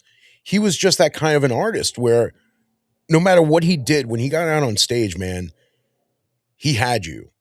You know, like you were his for as long as he's going to be on that stage during that time. And again, watching him, seeing, all the songs that they put out for Thriller, when they showed like him dressed as Jafar dressed as Michael Jackson doing the Thriller video. And it brought me back because when we were kids, we would rent the making of Thriller a lot. All it was the video, which had like its own little movie directed by Jonathan Landis, its own little werewolf movie into the zombie video. And then after it was the whole making of it, the whole making of the video, the makeup, the dancers, all that shit. Jonathan Landis, tickling Michael Jackson's feet. And yeah, no, that really happened in the video. He's like, there's one thing, like him and Michael Jackson are sitting there doing an interview, and he's like, there's one thing a lot of people, yeah, he's like, there's one thing a lot of people don't know about Michael Jackson. He's very ticklish. And he grabs exactly, he's very ticklish, and he's like, Michael Jackson's like, stop it, stop, Again, it brought me back. It was a real blast from the past. It was a real reliving my childhood time. And like I said, I got a little teary eyed because it was like, sure. I remember being a kid and just loving Michael Jackson and everything that he did and just his music, his dance moves. Dude, I fucking learned, well, I didn't learn every dance move, but when Bad came out, man, I was in the kitchen. Again, when I was that young, that stereo that you used to see in the kitchen was still there. And I would play that record religiously and I would do the moves as best as I could every day because I just loved that fucking record. And when I first got it, Smooth Criminal was my favorite song. Yeah. And then they made a video for it. I'm like, I was so excited. But then I heard Leave Me Alone. And I'm like, wait a minute, this isn't on my record. This isn't on the record. And it's like, oh, it's on the CD. And I'm like, oh, I can't get a CD player. I'm only 7 years old. This is one of those things I love that, because we have a lot of similar tastes, but it's to me, it's the most fun for things that we differ on. And it's also fun to, orate that on the show because like people get to hear really like opposite, or not even opposite necessarily, because it's not even arguing or contending it. But like for me, I like Michael Jackson, but like I never got into it. Like as a kid growing up, love some of the songs. Like Smooth Criminal, I love that song. Like when that Great song came song. out, that was like my favorite song. But I never I don't know. I just missed the boat. It was never fanatic. Like I liked him, appreciate him. just didn't really care though. You know what I mean? It was just it's interesting. I never really bit into it, the whole thing, the Michael Jackson thing. So it's interesting to hear like where you like, you love Michael Jackson. So like this Yeah, obviously dude. means a lot to Yeah. you. And it's like for me, it's like I would love for it to mean something, but it just doesn't. I never was never a huge fan. I never hated him by any means, never reproached him or his career, nor did I want to marginalize him. Thought he was a really talented dude, and I liked a lot of the songs I heard. Never cared enough to want to buy it or listen to it. But I did love Smooth Criminal. That's the one song that got me. As I've told you many times, every artist, whether you think they suck or you think they're amazing or legendary, every artist is good for at least one song. And you could even reference that with a good artist saying that you may not be a fan of that artist, but there's at least a one song you can listen to and be like, I like that Yeah. song. Well, I mean, certain things about the movie that I thought they could like it would have been cool to see, like when they showed them like recording "Beat It." It would have been cool if they had an actor come in to be Eddie Van Halen for that Oh, the scene. play, yeah. But yeah, but they just kind of glanced over it. They just glossed over it. Even the guy who played Jonathan Landis, you don't really see him. You just see like the side of him, and it looked just like him just from the side. But I'm sure if he turned around, it probably looked nothing like him. It's funny because But this movie's out now. They could have very easily put an AI Eddie Vedder in. I mean, Eddie Van Eddie Halen. Van- Oh, don't go on me. Don't go me now. Yeah, I'll just be there. Be there. He's climbing up the rafters. Yeah. Oh, it's gonna keep climbing. Cause this is Thriller. Ow, That would be funny, man. Thriller. That would be fucking. But dude, for real, I never expected to feel like a kid seeing that movie. And it must be You know? interesting, man. Like it's Yeah, you think about like certain things. It's like, oh, I was like reliving my childhood, but like it really brought me back, and it really brought me back to like what I loved about him and what I loved about his music, everything that he did. Just to me, everything that he did was just fantastic. I mean, I didn't like every single one of his songs. Like Dangerous was a decent album. The one that came out after Bad wasn't my favorite, but had some good shit on it. He had Eddie Murphy in the video, and he did the whole. I don't know if you remember the video for "Remember the Time." Oh But yeah, that's the Egyptian yeah, one, right? That's yeah, and they did that whole Terminator 2 thing when he comes in. He's like this little gold metallic ball, and then it turned into Michael Jackson. doesn't he disappear like in a whirlwind of sand or something like that at one point? I think so, I something like barely that. remember that. I remember the video because I remember Yeah, like growing up for me, I've always loved the Egyptian theme. Like ancient right. Greece, Yeah, ancient Egyptian love. I was obsessed with it as a kid. So I watched the video because I was like, oh, it's ancient Egypt. And I was like, I really couldn't stand the song, to be honest. I know it's going to ruffle feathers of yeah, Michael Jackson fans yeah, out there, but I wasn't really a fan of yeah, the song. I just wanted to see the Egyptian theme stuff. And yeah, I just remember him, which I recall, if I recall correctly, I could be wrong because I haven't watched it in like 30 years, but like I just remember yeah. him Me neither. like being there and like the Yeah, pharaoh's there or whatever, or some representation of the pharaoh, and then like he just like a magician, he just disappears and this whirlwind of sand and light comes yeah, flying around. yeah, I'm like, oh, Michael Jackson, she's at it again, yeah. Well, I mean, bagging up but all the women. I don't know how. yeah, but oh, dude, it's crazy because like, especially like nowadays, being the age that we are, and people our age, people around, always talk about like reliving your childhood with certain aspects of certain things, and it's like at our age, like especially with like toys and shit that's always coming out, we get to relive it with the Teenage Mutant Ninja Turtles Oh, dude, all and the fucking and the time. good thing with them is it never has to. It's never dead. It's an IP Yes, that will live forever. So exactly. we don't have to just live in the past. We just get to live at the present at all times and Right. celebrate the And greatness yeah, that is and TMT. I'm sorry, yeah, TMNT, yeah. And I mean, what was it? Part two just celebrated its 35th anniversary. which is wild to think about. Yeah, it is. And they had it in theaters. I actually went to see it.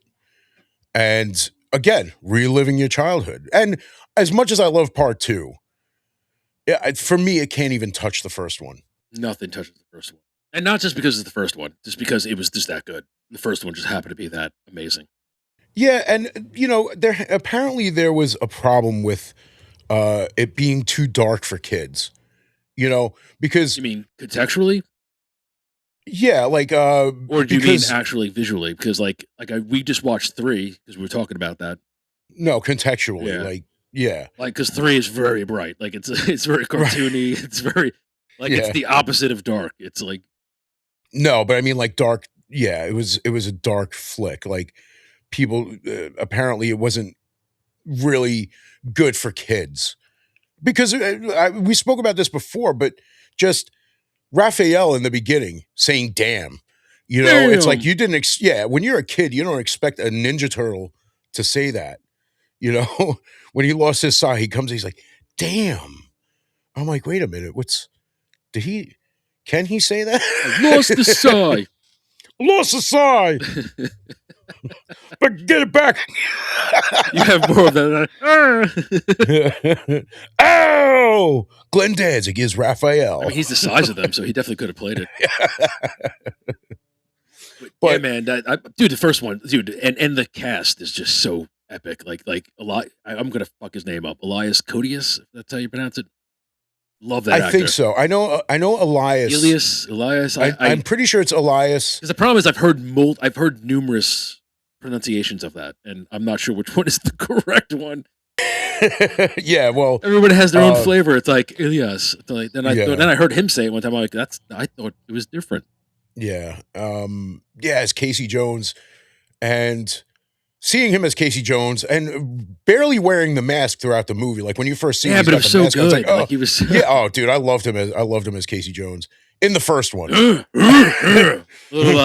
primatine mist will clear that Clear that up. right up. And dude, Judith Hogue as April O'Neil. I I adored her as loved April her. O'Neil. Yeah, I was so upset when I found out she was recast for the second one. I didn't hate. It's not like I hated the second April. It's Like I yeah, thought she was but good. you It's whenever you you get get used to indoctrinated it. into something, like your first taste of something, Yeah, it's like just I was not expecting like you see the movie, right? And it's like, okay, so this is the version, it's obviously not like your prototypical like taking the cartoon and coming to life, but for like a real life live action version rather. I just thought Judith Hogue was perfect. agreed, dude. Totally. Perfect. Like it's not what I expected offhand. Like it's not like the perfect like physical representation of her, but it was she was just perfect for it. And two was like Yes. I've told you this before. Like two was more of a plateau. Not bad. Yeah. Just Yeah. riding the I just coattails of one, so it's enjoyable. It then definitely didn't bring the IP down, but it didn't lift it up. It just kind of continued it more and marketed it more. And then we hit the floor with three. Three was like the bottom out. That's where like in SpongeBob where they're in Bikini Bottom and they hit rock bottom, and that was rock bottom for fucking Ninja Turtles. Because I'm never yeah. gonna get over those spots. Oh, dude, Oh, those extreme fucking spots. What was up with that? I mean, there was no reason for those at What is with all. turtle acne? I didn't get it. Like they're like I Croc shoes. What the fuck was that about? I mean, dude, exactly. It's like you get they're supposed to be teenagers, but like, do ninja teenage turtles What do they need get pockmarks all over pimples? them for? Dude, they had pock marks. Maybe they were just And their giant heads though, blackheads. dude, they look like giant like fucking wheels of fucking Swiss cheese. I don't know why there's so many pockmarks over their head. I didn't. Yeah, it made no sense because it's like you had a formula already that was based in the first two movies. You Yeah, knew what they looked like in the first two movies, and I get it. Jim Henson's Creature Studios didn't have anything to do with the creation of this movie, but you had an outline. Follow it. but it's like they saw the outline and went, "We're going to go the opposite direction. Like we're going to make Right. their It's like heads like beetle cars." It's like, what the fuck? you know what these costumes need that they didn't have in the first two movies? Freckles. Fucking pock, That's what they need. pock marks. They Yeah. need Teenage Mutant Ninja freckles. Teenage Mutant Ninja pock They marks. blend in too much with their environment. We needed to stand Dude, like out. I wanted to go up to the screen and just like squeeze it like a blackhead, like just fucking Dude, but you'd be there all day. Like they were yeah. their heads. I remember Leo's head in particular because you know how much I love Leo, and it's nothing but pockmark. Dude, it's the entire head. It's one giant freckle. It's like what is? They looked very cheap, It looked you know. horrible, bro. Like And it was like I was saying to you about how it looked like it was a TV show, but with like special guests. it Whereas was one of the special 100% guests, a TV show budget. Like it was like a yeah, long TV show. because you could see like the neckline where like the mask meets, the rest of the suit. And I mean, obviously that's what the costume is, but like you don't need to see it. And the other thing that I noticed a lot was the eye holes under the bandana masks. I'm like, I don't remember seeing those in the first two. And the thing was with the first two, each of the turtles had their own distinct look. They all looked different. This one, they looked so much more similar to each other. And it just took away from the The individuality freckles, of the man. I turtles. can't. The freckles in the head, like it's just like the heads were just like these, like their mouths were like the hood of a car. It was just like it was the Yeah. most absurd. Yeah. Dude, because even like the best part when you get to the part where they go to feudal Japan and they have the samurai helmets with the oni masks on. But the problem is the oni mask covered it up, but their heads were so large that the oni mask they look like bigger cars with like fucking like Yeah, grills in yeah. the front. I was like, what is with the heads? Like, what were they doing? I just don't. Yeah, dude, and there was that one scene where Leonardo comes up from under the ground, like from that secret passageway. Yeah. And he just like bends over. You see like his ass. It looks like he's wearing a thong. I'm like, what the fuck? The turtle thong. There's a freckle. There's one big freckle in the cheeks. Yeah, man. I mean, fucking. It's like one of those things where, Casey Jones comes in. It's like, hey guys, like, hey, it's Casey Jones. Yeah. Here he is. Prize in the role. Exactly. He comes fucking walking in. It's like, hey kids, it's Casey Jones. Call that family You call this down there and that over there. up there family? It's a terrible movie. And it's and Yeah, contextually it's yeah. not bad. It's silly. You know what I mean? It's like it's almost like cringeworthy, Cindy. Like silly. It's just like it's geared for like 5-year-olds. Yeah. I mean, if it's the first Ninja Turtle movie that you see as a kid, you might like it. Because like the story itself wasn't terrible. It's No, not It's just silly but compared it's to not the first two. right. But it's not full movie Yeah. storyline. It's like maybe like if it was like the 80s cartoon, it was like a 2-part episode, like to be continued. The turtles are in Japan in 1682 or whatever year it was. You know what I mean? Dude, you know what it should have been? It should have been a VHS movie that comes free with a toy. So if you're a kid and you buy it, you get this weird movie, that's just a marketing ad for the toys. And hopefully without pockmarks. Like Right. I prefer my Ninja Turtles without chicken pox. Well, see, I have the part 3 Ninja Turtle movie set. And again, I got it because like I liked the whole samurai look that they had. And they come with the samurai suits, so most of those pockmarks are gonna be fucking covered anyway. The samurai So- look was cool. But Yeah, the problem is, absolutely. in the movie, they look like 4 Danny DeVitos in samurai outfits. They made him so diminutive. Like they're walking around going, oh God, I pissed in both bottles. Oh, I must have got confused. My pox. And dude, fucking Splinter. Splinter looked terrible. Well, dude, he was like a Jim Henson puppet. Like he was only in like a Yeah. storefront. Like, hey guys, it's But the crazy thing is, in the first 2 he literally was a Jim Henson puppet. right. But in the third movie, it was like whatever this other company is made this puppet. They tried to make it look as much like Splinter in the first 2 movies as they could, but they didn't. But it's so you could totally abbreviated. tell. Like this, it's like they only had him in like it was like a hand puppet. Like it's Exactly.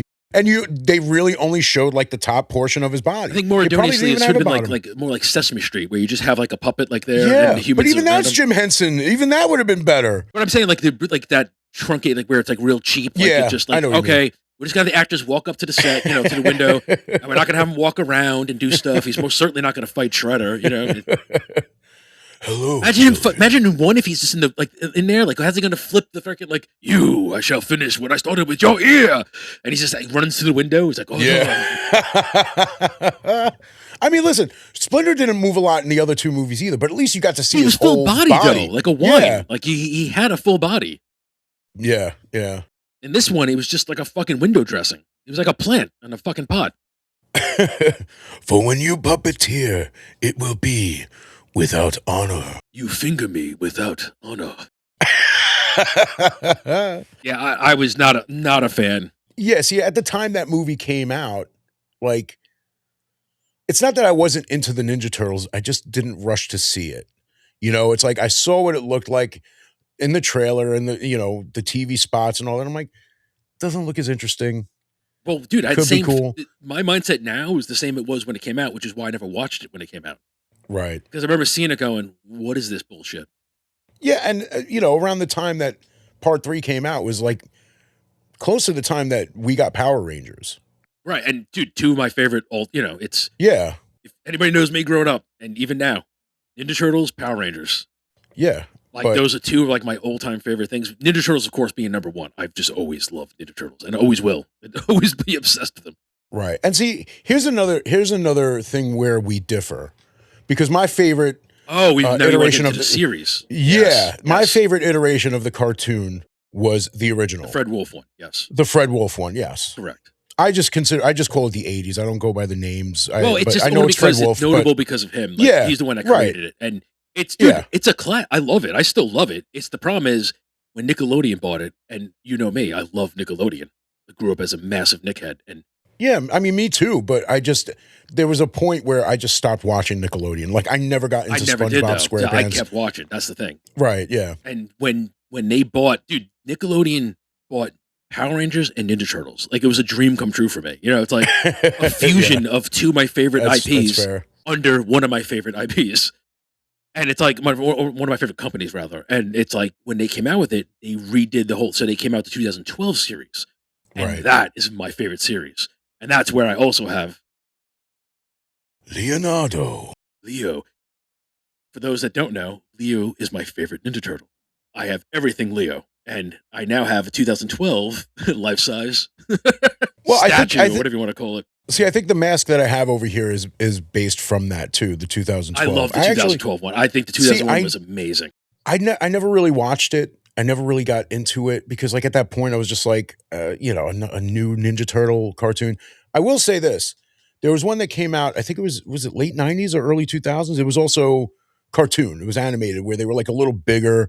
They had the white eyes, like they didn't actually That have was any the eye series. color. That was the second series, and that was the one Yeah, that yeah, most yeah. people younger than us grew up with. Right. Like my Yeah. girlfriend grew up with that. She knows that one. I don't know what the called specifically, other than like it was the second series. It's the one that came Yeah. out late '90s, early 2000s, and that's a good Right. one too. But like Yeah. at that Definitely. time, I was so much more of a fan of the original because the original one was so much fun. Yeah. Well, because we were, when we were talking about Ninja Turtles recently, it was like, you know what? We should watch part three again. Yeah, We should give it a shot. I And it did. was We like, did, and I gave wasn't it a my good best idea. attempt. Wasn't a good idea. It's like No, it trying was to watch. worth the effort. I don't abhor Yeah, the no, of effort. course. It But just it's was like a trying to shitty watch. movie. It's like trying to watch Batman and Robin. You know, You couldn't pay me to watch Batman and Robin. Like dude. I mean, that is the biggest pile of vomitous dude, bullshit. I bought the box set of all four movies. Batman, Batman Returns, Batman Forever, and Batman and Robin. Still have yet to complete Batman and Robin. Still have not fully watched that movie. And I love Batman. I love the first two Batman movies. I even loved part three. I thought Part three, yeah. part three, Batman Forever, you obviously see a difference in direction, difference in coloring, because the first two were like really dark, whereas the third one had like lots of neon colors and all kinds of crazy shit happening I like the third in one. this one. But I liked it. Yeah. I mean, when a character is being changed, when a different actor is coming in as an already Big shoes to fill established, because Michael Keaton yeah, crushed it, and dude, yeah, Val exactly. Kilmer is a phenomenal actor. Yeah. And I liked him. I liked him as Bruce Wayne. I liked him as Batman. I didn't. I wasn't overly like. I didn't love him as Batman, Right. Yeah. but he did an admirable job considering the circumstances. You know what I mean? Like, Yes. it's just he just jumped into a movie that was like, dude, everyone had their dude. People are obtuse. You know what I mean? And when you set a stage for something or set a standard, I should say, people are hard, dude. People can fans and watchers and like the audience can be a fastidious creature, and like he came into it like, and it's nothing against Val. Val was the fucking man, but unfortunately, he just got a bad go at it. Like it didn't live up to expectations. And then as far as the contextual nature or as far as quality, then they just shit the bed when they had fucking. I cannot stand George Clooney. I despise him. But see, like that's the weird thing because like I feel like fans are more accepting of George Clooney as Batman than they are of Val Kilmer. That may be, but Val Kilmer's immensely like you can't even compare the two as far as actors. Oh, absolutely. I totally agree with that. Like but George Clooney's a clown to me. He's a clown. I just do not. I cannot. He's vomitous. I cannot. I stand him. did you see the Flash movie? The last one with Ezra. The one with Ezra Miller? No, the one I with didn't Ezra watch that. Miller. I Okay. hate Ezra Miller. So yeah, so do I. But I went to see it anyway because the biggest sell for that movie was that Michael Keaton was returning as Right, for that Batman. brief little like I don't know, if it was a cameo, if he actually had an Dude, extended role. even him in that movie could not Well, save dude, that I movie at love the all. Flash. I think the Flash is an awesome character, Okay, yeah, and I like agree. I think Flash is the shit. Like, but I hated the casting Ezra Miller's Flash. He just dude, you might as well just keep at least the CW shows were fucking cool for what they were, and like the dude that played that in the CW show was awesome. And I know it's the show. They're trying to do the whole DC universe to compete, but so they're not going to transfer that over. But dude, Ezra Miller, like, what were you thinking? Like, it just he was Right. Yeah. And that from it what I ruined it. Like, understand, it killed Flash before it even got right. started. That was one of the things that I feel like a lot of people had an issue with. It's like, why don't you just use the guy from the show? Why are you And hiring this I'm one of dude? those, but I also understand that as far as a business model, they don't want to use those because they want to create their own because dude, MCU crushed it for like 5 years. You know what I mean? When Yeah, no, until they absolutely. destroyed themselves. But like it's such a standard because there's always been that battle of Coke and Pepsi when it comes to DC and Marvel that they wanted to create their own version. And I love, dude, we've talked about this before. The Schneiderverse was amazing to me. Even with Ezra Miller as it, I hated him as Flash, but I loved Schneider's version of it. But like once you left that, once that was gone, and then it's like you made that solo movie, it's like you can't have him. He's not like, you know what I mean? Like he's gonna like now it's all on him, like on his shoulders. I'm like, dude, he sucks. Like he was never good. Like Ezra Miller's Right. never Yeah. good. Like this, Right. No, I agree. And the thing was, at the end of the movie, the whole thing it was based off of I'm pretty sure the name of the story was it Flashpoint? that sounds about Where right. Yeah, yeah, where he goes through different like realities and all that timelines and stuff. stuff. Yeah, Yeah. yeah, yeah. And I saw the animated one, and the animated one was great, Ooh, man. The animated ones animated could one go was anywhere, so they're gonna be good. well. See, that's where DC tends to do better than Marvel is with their animated movies, because Marvel animated movies just aren't the same as the Well, DC movies. DC, The dude, DC movies are fucking dude, awesome. how many You know? Batman animated movies are crush it, dude? There's so many fucking cool ones, Oh, man. absolutely. I mean, dude, I don't know if you ever saw this, but Batman versus the Teenage Mutant Ninja Yeah, Turtles. And that was great, man. I love that. Dude, I even have the Michelangelo wearing the Batman suit figure. I was like, I gotta have that. Like I bought it. It's still in the box. I do want to, and the thing is with this particular box, with this toy, with this figure, this adult action, it's an action figure, damn it. It's not a toy. I'm a man, this is okay? I don't not a play with toy. toys. I don't play with toys. Okay? I collect action figures. Spoken like a So true toy fan. exactly right, dude. They're toys. I know but I I'll take toy. I'll take action figure. You call it a doll, we're gonna have to fucking throw hands, bro. We're gonna have to fucking fight. I don't collect Not a dolls. dolly. It's like, come on, how are you gonna look at like a Jason figure and be like, oh, that's a cool Jason doll? Yeah, I think Jason's head would turn in that. Like, Get out of my house. kindly leave. Kindly leave. Kindly Get out. fuck off. Leave. Make like a tree and get out of here. It's leave. Make Sound like like a tree and leave. Sound like a damn fool when you say it wrong. Man, dude, But dude, for real, like I loved that Ninja Turtles, Batman. I even have some of the comics where it's Power Rangers versus Ninja Turtles. I think they've worked with every other IP. Yeah. Like they've done crossovers and everything, understandably and justifiably so. Aside from 3, like as much as I dislike 3, it doesn't even come close to from it. Like I despise what Ninja Turtles are now in the hands and grips of the evil demonic Seth Rogen. What he's done to destroy the IP, dude. I completely divorce anything with the Turtles under Seth Rogen. Dude, seeing that trailer gave me an adult moment. Like I lost I lost my child self for a brief I didn't period lose. of time. I just get the ire I'll I t- have. It's Well, I'll tell you why. Because when that came out, and it's like, you got people who are like, well, those aren't my Ninja Turtles. Oh, that's not. And people, of course, people are like, well, they are teenagers. They're supposed to be teenagers. One of them had braces. And I was like, you know what? I'm not into this. I'm not interested in seeing it. And again, I do comment, I do engage. I'm not interested in seeing this. This does not look good to me. But maybe that just means I'm done. Maybe it's over for me. Maybe I do not need to watch Ninja Turtle movies anymore. Maybe I don't need to collect Ninja Turtle shit anymore. Maybe maybe at this point in my life, it's like, dude, if you're looking at this movie and you can't see any kind of good in it, you're an old fart. Give up. I mean, Sell your collection I and get move that on. point, but I feel it's not that, and it's more of it just sucks. Well, that's how shitty that fucking trailer made me feel. It made me feel like maybe I'm just losing touch.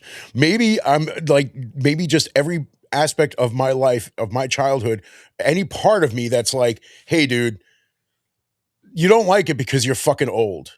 Okay? It's like think about your dad, bro. Yeah, but even Do you still, think your dad it's would be more of an upset argument of about a Ninja quality, Turtle though, movie? man. It's like, dude, I'm all for No, I different get versions, that. but the I get problem is that. when you lose the essence. Like Seth Rogen destroyed the essence of what made Ninja Turtles good. Now, I understand there's people out there that watch, the show and watch the movie, and I think this is another movie coming out or what have you, and they may like it, and that's fine. Good on you for that. But for me, it's like it's so he's literally eroded the essence of what made them good. Like I'll even go one further. When 2012 series ended, I was upset, right? And then they came out with that Rise of Ninja Turtles, and I think that lasted like 2 seasons. And that was geared for kids. Like it was like a sillier version, and they were a little, like extremely cartoony in that regard. I think I saw that. I think But it it's also wasn't on. bad. Like it's like it wasn't mine. You know what I mean? It's like it wasn't meant for me, but I could still appreciate it for what it was. And I even loved the contextual construct of it, in which they decided to take all four turtles and make them very specific species of turtles, and they all had very unique features. Like Raph was like a Yes, I heard snapper about this turtle, one. Yeah, yeah, yeah. and Leo was a smaller turtle because I forget, a red ring, whatever it was called. Like they made them all specific, four very real species of Yes. turtles, and I can Yeah. appreciate that. They actually took the time to invest to create a substrate or a basis or a foundation for a different version of turtles. So they didn't necessarily kill the essence; they just made a different version. Then Seth Rogen got his hands on it, and it just evaporated. Oh, dude, the essence is just gone. Like it just made this weird warped version. Like even Michael Bay's version, right? Yeah. Fun superficially, right? Just put your brain aside and just watch like a visual, CG fest of just like four turtles that just, were going all over the place. And they were fun for what they were. Did I love them? No. Did I hate them? No. Did he destroy the essence? No, he just kind of worked his own way. He did his Michael Bay magic. And for that, I can appreciate it. Like it Agreed. was two Yeah. fun movies. I would not Yeah. put them in my top 5 or top 10, but I didn't hate them. They were cool. You know what I mean? He didn't destroy the essence of them. He made his own version. And I could appreciate that. And of course, you can Yeah. argue that Seth Rogen I made his own version, but I feel for me that he destroyed the essence in making his own version. And he right. bastardized them. And I Yeah. hate them. I just don't like it at all. It's Yeah, see even from the trailer, seeing the like I'm not into that animation style either. Where it's CGI, yeah, but I'm they're not supposed into to it make it too, but I look could forego that. animated. Yeah, if it's a good movie, because it's actually similar to the style of animation that they did with the Miles Morales Spider-Man And movies. I But love those that. movies were good. Dude, those Those movies were movies were fucking great. awesome, man. Like, They were fucking awesome movies. So it's like if you don't like that style of animation, you don't notice it because the movie itself was fucking great. right. And I know it's easier to say all of this without actually seeing the new Ninja Turtle movie. And I really thought Dude, about I watching started it. it. I watched some of it, but I couldn't Yeah. continue it. It was just horrible. Like I actually It's gave it a chance. Dude, but same thing with Miles Morales, right? Those movies, it was the same type of movie for me. It's the same thing with the Mario movie, where I went in with no expectations, just with my girlfriend, just to watch a cool right. like a Yeah, movie, yeah. just hoping it would be watchable. And I was actually floored. I was like, wow, I could not believe how good those movies were. Like they were. I love the version of like the vision of it, and that's where you could take something. Those are perfect examples where you could take a vision and you just exceed with it. Like you just go, okay, we're just going to do a version. We're going to maintain the essence, but really spew forth a different, like viewpoint, and it hit it on the mark. Kudos, man. Like Yeah. that's when you look at that and going, so what's Seth Rogen's excuse? You know what I mean? Like it's just because it's new doesn't mean it's automatically bad. It's you can still do it right. He does it all wrong, and it just reaffirmed my Yeah. hatred for him and everything he's Oh, ever dude, touched. I totally get that. It just yeah. And Not with the you, turtles, you man.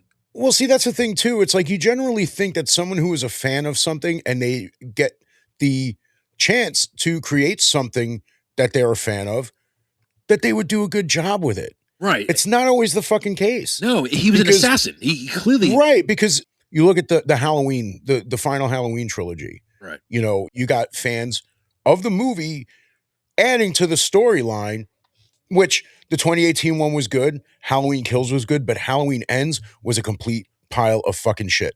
It made Resurrection the second most hated movie in the franchise. That's Like an that's how bad accomplishment. it was. Yeah, absolutely. I mean, dude, people will take Trick or Treat Motherfucker over Corey Cunningham Oh any my day. god, dude! And that chicken treat motherfucker was one of the most corny, like most Absolutely. ridiculous. I remember watching that, going, "Oh my, we've hit the bottom right here. This is But like the moment you know." but as soon as Halloween Ends came out and I saw what a big pile of shit that Made it look was, like gold.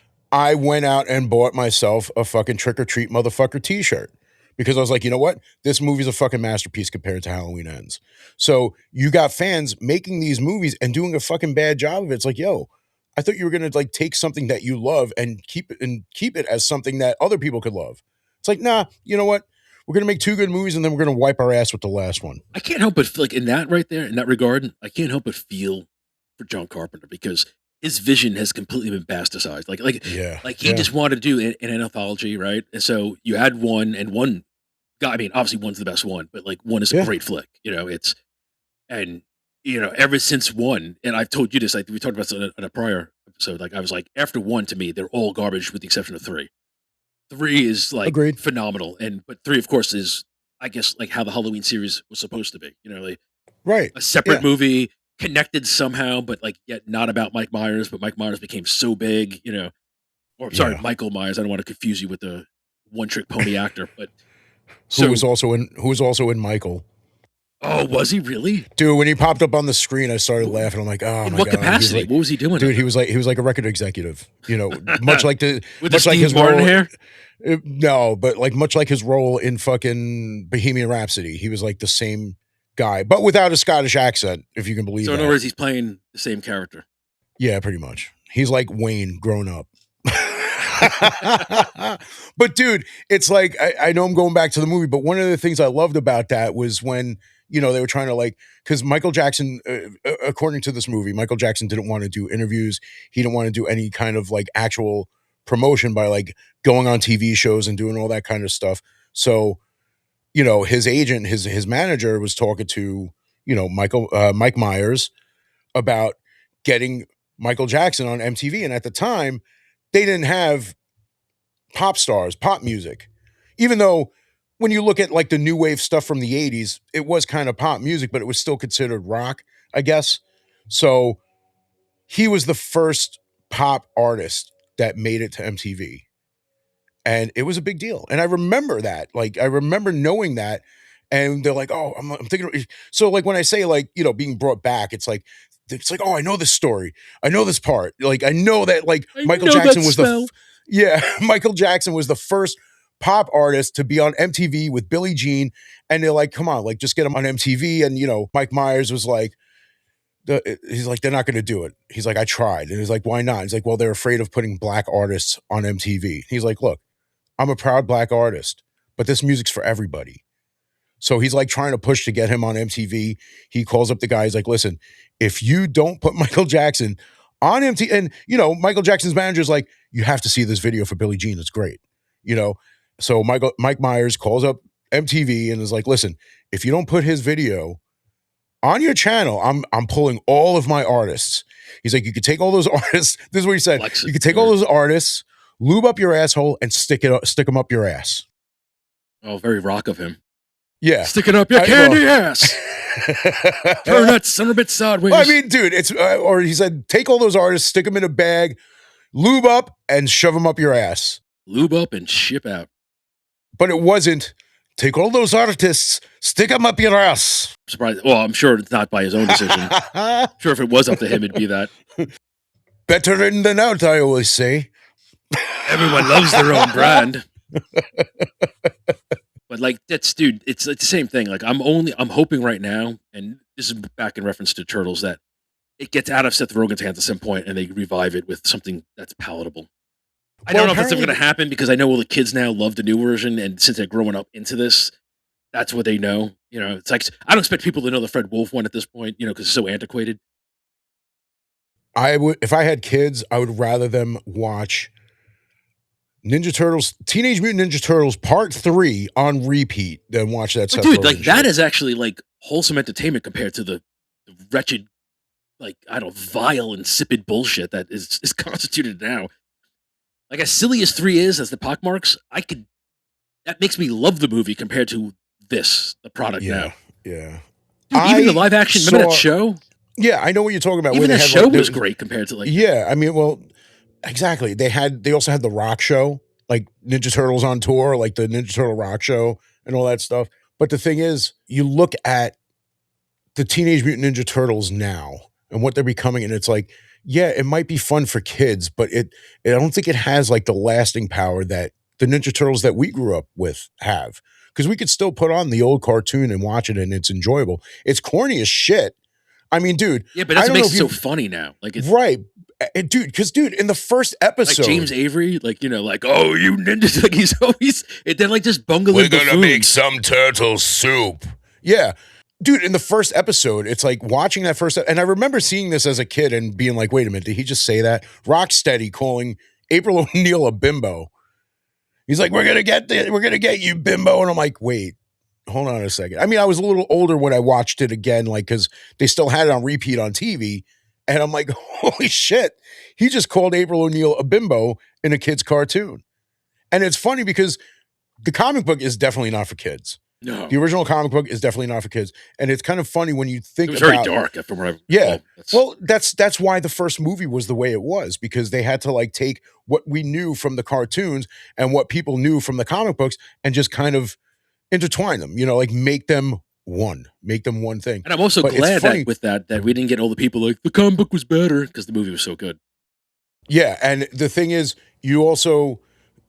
I also find it funny, like some of the things that were originally made for like adults that they make kid versions of, like the Toxic Avenger, Yeah, when they made that cartoon, the Toxic Crusaders, Tales from the Crypt, Tales from the Crypt Keeper. It's like you take something that's I like used to made for watch that adults, like, too. Like oh yeah, me too, yeah, bro. Because like I couldn't get Tales from the Crypt. I didn't have right. HBO, Yeah, I only had it because so my I lived with my grandparents. Tales from the Crypt Keeper. Yes. See, we gotta work on that together because I can't do Hello, the laugh. kiddies. Yeah. Hello, boys and Today's ghouls. episode, the mutagen. See, it's funny because like when you when you said make like a tree and get out of here, anytime I hear that line, or whenever I hear make like a tree and leave, I don't think of Back to the Future. I think of Tales from the Crypt Keeper. Mm, Because there was one episode where this kid had something, I forgot what it was, that made him like he was able to make wishes. It might have been like the monkey's paw episode or something right. shit like that. And it's like, oh, I gotta like he was being chased down by bullies.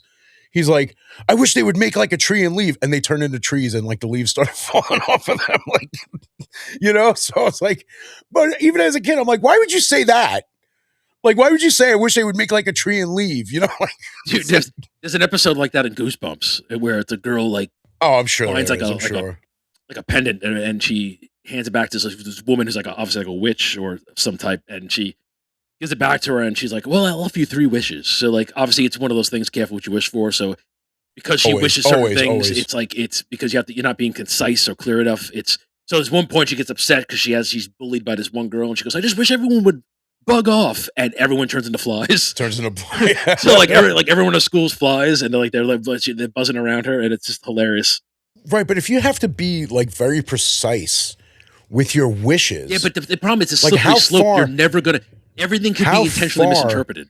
right? How far do you have to go to make it not like sound like you're making 3 wishes at once? I It's wish like, I had endless okay, wishes. right, yeah. It's like, well, no, we can't do that. Yeah, that's not on the table. Right. No, sorry. That's That's not not how gonna this work. works, bro. Right. But it's like, I always talk about like having the superpower of time manipulation. You know what I mean? So it's like, okay, I wish I was able to stop time, but when I stop time, all time stops, and I won't get noticed on cameras because the cameras stop too, and all this shit. It's like, well, because obviously I'm planning on, You want to stop time so you can read books? no, because I want to No, take, I want to steal medicine from CVS. man, Of course, I want to stop time to read books.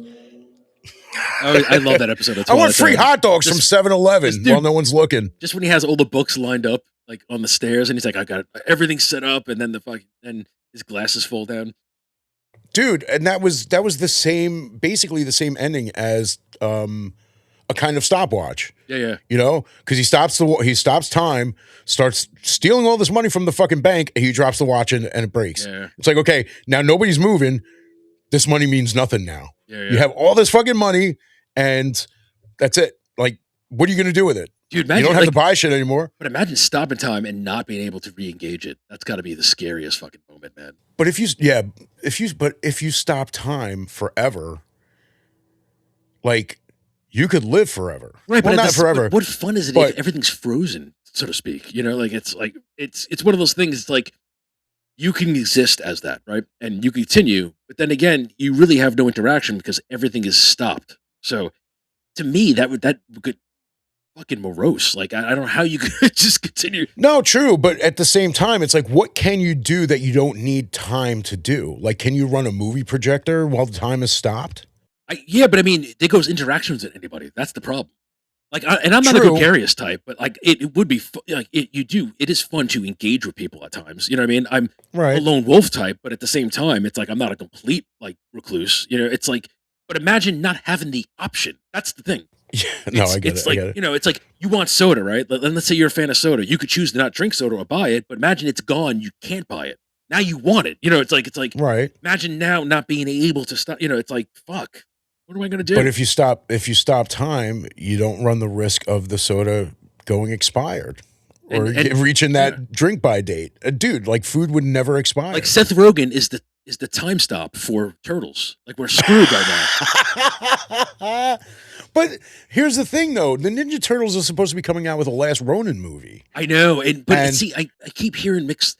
Like first I hear it's happening, then I hear it's being scrapped, then I hear it's happening again, and then I don't know. I wait with bated breath. I would love to see it. It's a depressing story arc because who wants to see any turtle dead? But it's still a cool one you want to see. True, but this would be the movie for us. You know what I mean? This would be the movie for our generation because we were kids when that 1990s movie came out. Now we're adults and we can handle it to an extent. You know what I mean? We can handle a darker movie now because from when I went to see part two, what was it, last month, they had this little thing before the movie, and I know I mentioned this on the show last time, where they showed The Last Ronin, and it was fashioned the way the Turtles were in the 1990s movie.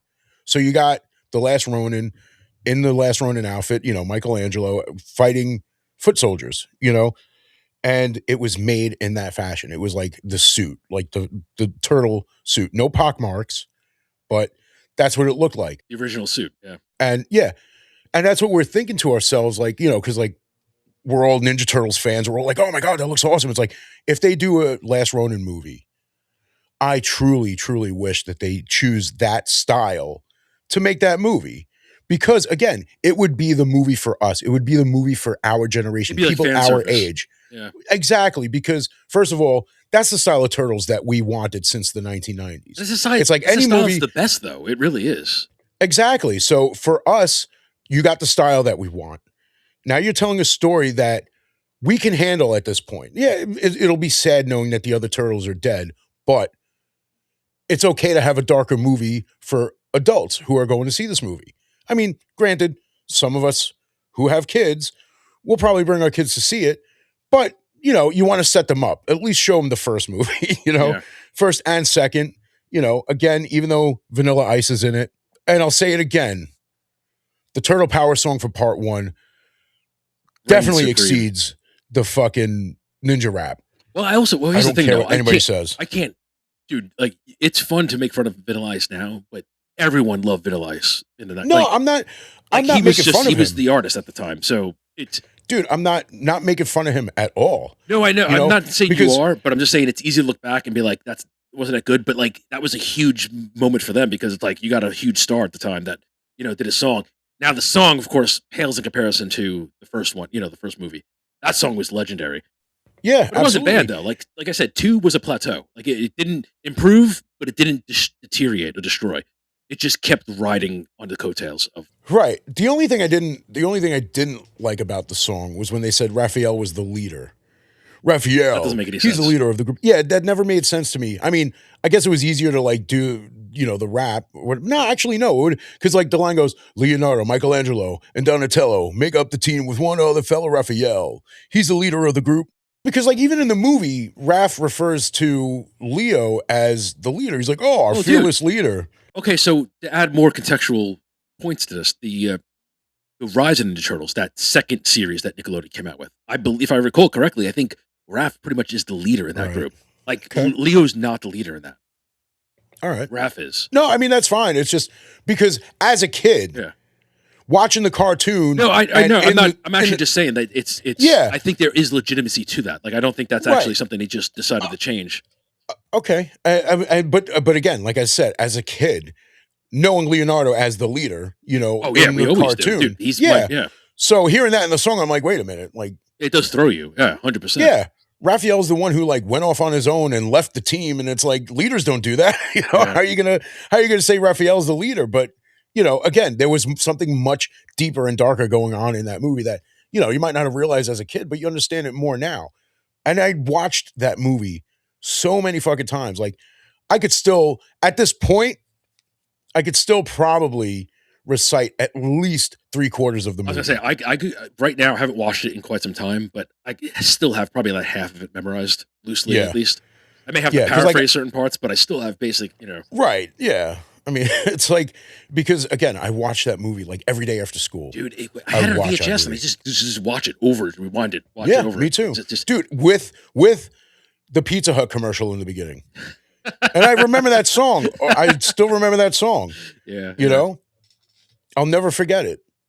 I play right field. It's important, you gotta know how to catch. You gotta know how to throw. That's why I play in right field, way out where the dandelions grow. Ba-doom. Fuck yeah. Beat that shit.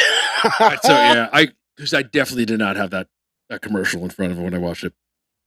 Oh yeah, no, because like we got that fucking we got that shit the second it came out. The Yeah. second it hit shelves, it was in my fucking collection.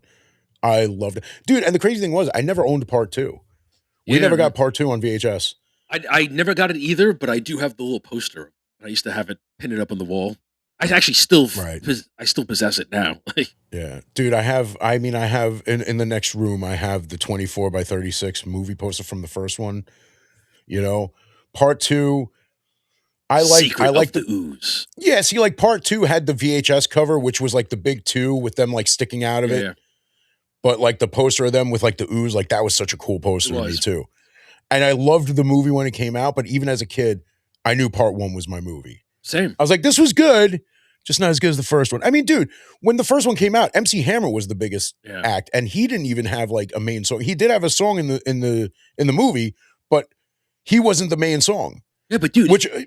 is kind of surprising when you think of it now. Right. Like especially because he was a worldwide phenomenon as well. Oh yeah, absolutely, yeah. But watching 2 back then made me just want to watch 1 more. Like I'd watch 2 and I'm like, okay, I love 2, but like I just want to go back to 1 now. It's just 1 is a classic. It's just once again, as we refer to things loosely as a perfect movie, it's a perfect movie. Absolutely, totally agree. It's just a perfect movie. It's just you can't like it's so emblematic of everything you love of the Turtles. Yeah. Yeah, and that's why when part 3 came out, it's like Corey Feldman came back to do the voice of Donatello.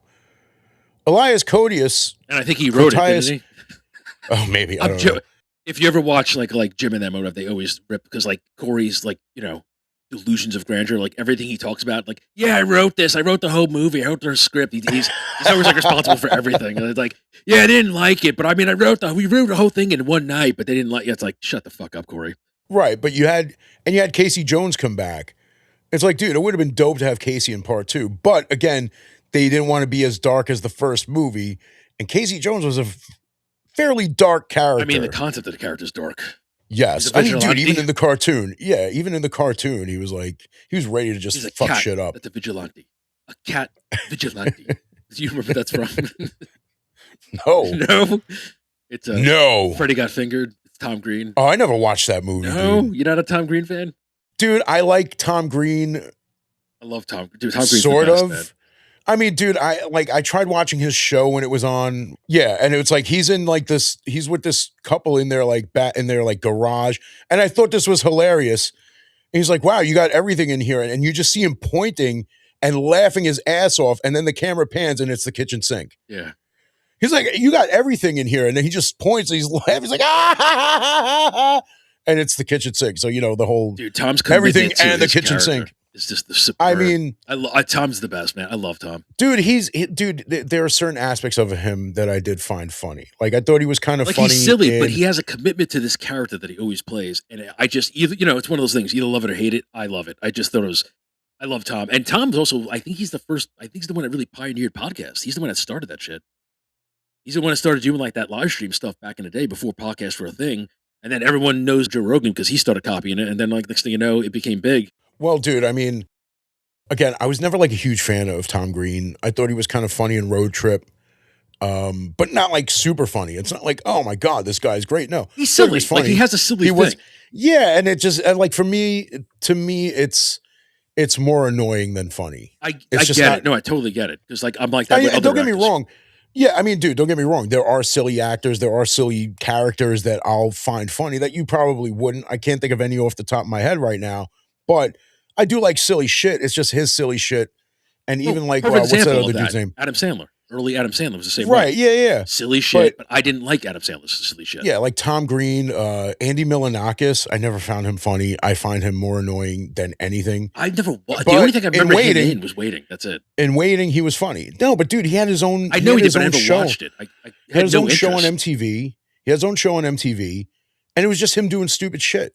It was him basically doing Tom Green shit, but more annoying and stupider. Dumber. It was just so it was like Instagram morons just before Instagram. Right. But that, back when that was on MTV, nobody was doing that shit. And it set everybody up to just be in love with fucking complete moronic bullshit. I've never interested in his stuff. I never watched any of it. Yeah. Waiting was funny though. Good show. I mean, movie. Good movie. And he was funny in it. I thought he was pretty funny. For what he was. I mean, it wasn't asking much. He was just playing like a white boy wannabe rapper. Yeah. A pothead, fucking. But him and his skinny friend, they look like a number 10. Yeah. Sitting there smoking. Number 10. But the thing about him was he was an older dude. He just looked really young. He looked like a little kid, and he was 30 or something. Yeah, that's right. He looked 80 and 20, or 10 at the same time. Yeah. Exactly. It's I forget the actor's name, but there's an actor who every time I see him, it bugs me out because I can't tell if he's 14 or 40, and it's very uneasy to look at him. I can't find him because I don't know his fucking name. So I'm just going to leave it at that. And twat's twat, and that's that. I'm gonna have to because how do you look up? It's young guy who looks like an old man. How do you fucking look that up? That may work, but it may not. No, it wouldn't because it just gives me old guys. It's you know what I mean? Fuck off.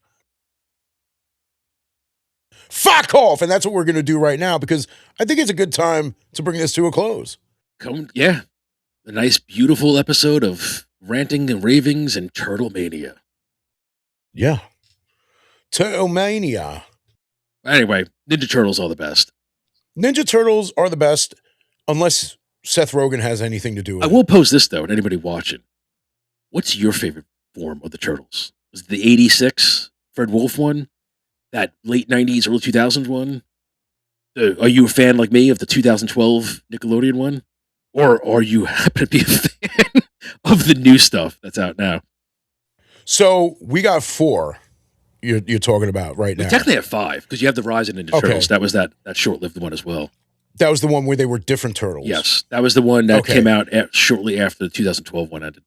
So we're posing this question. Yeah, no, this is to you. Who's Storm watching. Storm wants to do another poll. I do. Because And this you is know a good what? one I do to do a too. poll for. Because you know what? It's easy to do who's your favorite Ninja Turtle? You know? Easy. You know, mine is Michelangelo. I don't think I said it during this episode, yeah. but mine is Michelangelo. I know a lot of people think, oh, well, fucking everybody loves Michael. Dude, I was a kid when the show came out, and Michelangelo was just so awesome to me. You know, and dude, you might find people who find Donatello to be their favorite, and there's nothing wrong with that. Dude, all four are great. They all have their appeal. Exactly. Every single turtle has their thing. You know, Donatello's my second favorite. I love Donatello. Dude, for me, Leo, because for one, I love blue, but that's a superficial thing. That's my, blue and green are my favorite colors. And I always loved, I'm a katana fan, as you know. I love swords. So I just always loved Leo. Leo was always my favorite. And he was the leader. See, I like nunchucks because I like swinging things around that I don't know how to use and beating the shit out of myself. Oh, then Michelangelo's meant for you. Absolutely. Yeah. And I love pizza. I know they all love pizza. But no, Michelangelo, pizza addict. Exactly. So that was, I totally fucking, yeah. So, all right. So here's the question. Here's the poll. Reformulate. What was your favorite Ninja Turtle iteration cartoon that was on television? You got the original cartoon from 1987 to 1996. You got TMNT from 2003 to 2009. Then you got the Nickelodeon CGI one from 2012 to 2017. My favorite. Yeah. You got the rise of the TMNT from 2018 to 2022. That's the one that is different style turtles, correct? Right. A little more for kids, geared for kids, but still a fun one in its own right. Okay. So now, do you want to add Tales of TMNT to this one? That's based off of the Seth Rogen. Yes. We have to. Okay. That is the newest so one. So we got five. Count them. 5 choices. And I'm going to do my best to try and word it properly to be able to fit all 5. Yeah. So I might have to do 1987, which is the original cartoon, the next version of the Ninja Turtles where they were, a little bigger. 2003. No eyes, which was in 2003. That was a classic one in itself, too. Then you got the CGI one from 2012. You got the rise of the TMNT, where they were different types of turtles in 2018. And Tales of TMNT in 2024, which is based off of the Seth Rogen Teenage Mutant Ninja Turtle movie. Yes. I think that's an adequate goal. I agree. I think it's fun. I'm actually curious, those watching right now, which ones you like, because I feel it's going to be very, very, not divided per se, but I think we're going to have an eclectic mix. I think so too. I mean, I know if any of my friends get into it, they're going to go with the original. Right. I'm curious to see if I have any other 2012 fans like me. I don't think I'm going to, but it's be fun to see if there's any others that appreciate it like I do. Yeah, and if you can't figure it out, I mean, if you have Paramount Plus, they're all on there. Yeah, Paramount, because Paramount owns it. You could check them out. You could check them out, see which one you like. See what your flavor. And if it's 1987, then we're on the same page. See, this is why I went with orange today, because I love Michelangelo. He was always my favorite. Dude, he was my favorite in the cartoon. He was my favorite in the movie. Yeah. The weird thing is, though, when the Michael Bay ones came out, when I saw the actor who did his voice, and it was one of those, him? Yeah. Oh, dude, I had that with 2012. So 2012 one, right? That series? Yeah. Leo was first voiced by, he was the American Pie kid. Jason Biggs. There you go. Yeah, that's it. Jason Biggs. Yeah, guy. And I liked his Leo. You know what I mean? Like it fit. But then after the first season, I had to sludge through fucking Seth Green as Leo, and it destroyed me. I'm like, why him? Like, out of all people, but I hate Seth Green. Right. But it's still, regardless, still my favorite version. I still love that version, despite the fact that Seth Green is. All right. Well, dude, in the 2014 movie, the Michael Bay one, the first Michael Bay one, well, I mean, in both Michael Bay ones, believe it or not, I don't know if you knew this, but Alan Ritchson did the voice of Raphael. We talked about that, yeah. Yeah. Jeremy Howard was Donatello. And if you don't know who that is, he was the guy who wanted to learn mind control in Accepted. Yeah. And I'm gonna blow shit up with my mind. Right. So you got Noel Fisher, who was Michelangelo. Now, when I saw that it was him, I was like, fuck this dude. Because he killed fucking Brian Cox's dog in that movie Red. And I've hated him ever since. That would be a good reason. Yeah, I mean, well, hey, dude, I know it's just the character, but I like, know, but still, puts a bad taste in your mouth. yeah, but I mean, look, I liked the movie a lot. I liked Michelangelo in the movie still, but like, just the fact that he was the voice of him, I'm like, you son of a Oh, dude, bitch. you got to remember too with Ninja Turtle with the TMT that 2012 series. I think what did they last like 5 seasons? It's like 4 of Uh them huh. for Seth Green. I had to sit through 4 seasons of Seth Green. Okay, so we are bringing this to a close, and I will say this one more time. The poll is: what is your favorite Ninja Turtle cartoon version? Is the original from 1987? The next one, 2003, TMNT 2003, Rise of TMN. I'm sorry, TMNT 2012, which was the CGI the one. Nickelodeon. Rise of the TMNT, where they were different turtles, and Tales of TMNT, based off of the Seth Rogen movie. Choice is yours. Choose wisely. You got it. So we're bringing this to a That's close. right. Thank you for listening. Thank you for Yes. watching. Cheers. Thank you for being Ninja Turtle fans. Peace. Wise man say forgiveness is divine, but never pay full price for late pizza. Dude, for real, thank you so much for joining us. And now that this episode has come to a close, if you really like what you heard, please like, subscribe, share with your friends, share with your enemies. Maybe they'll hate us as much as you hate them. Point is this, we really appreciate you stopping by and hope you come back for future episodes. Thank you so much. Peace!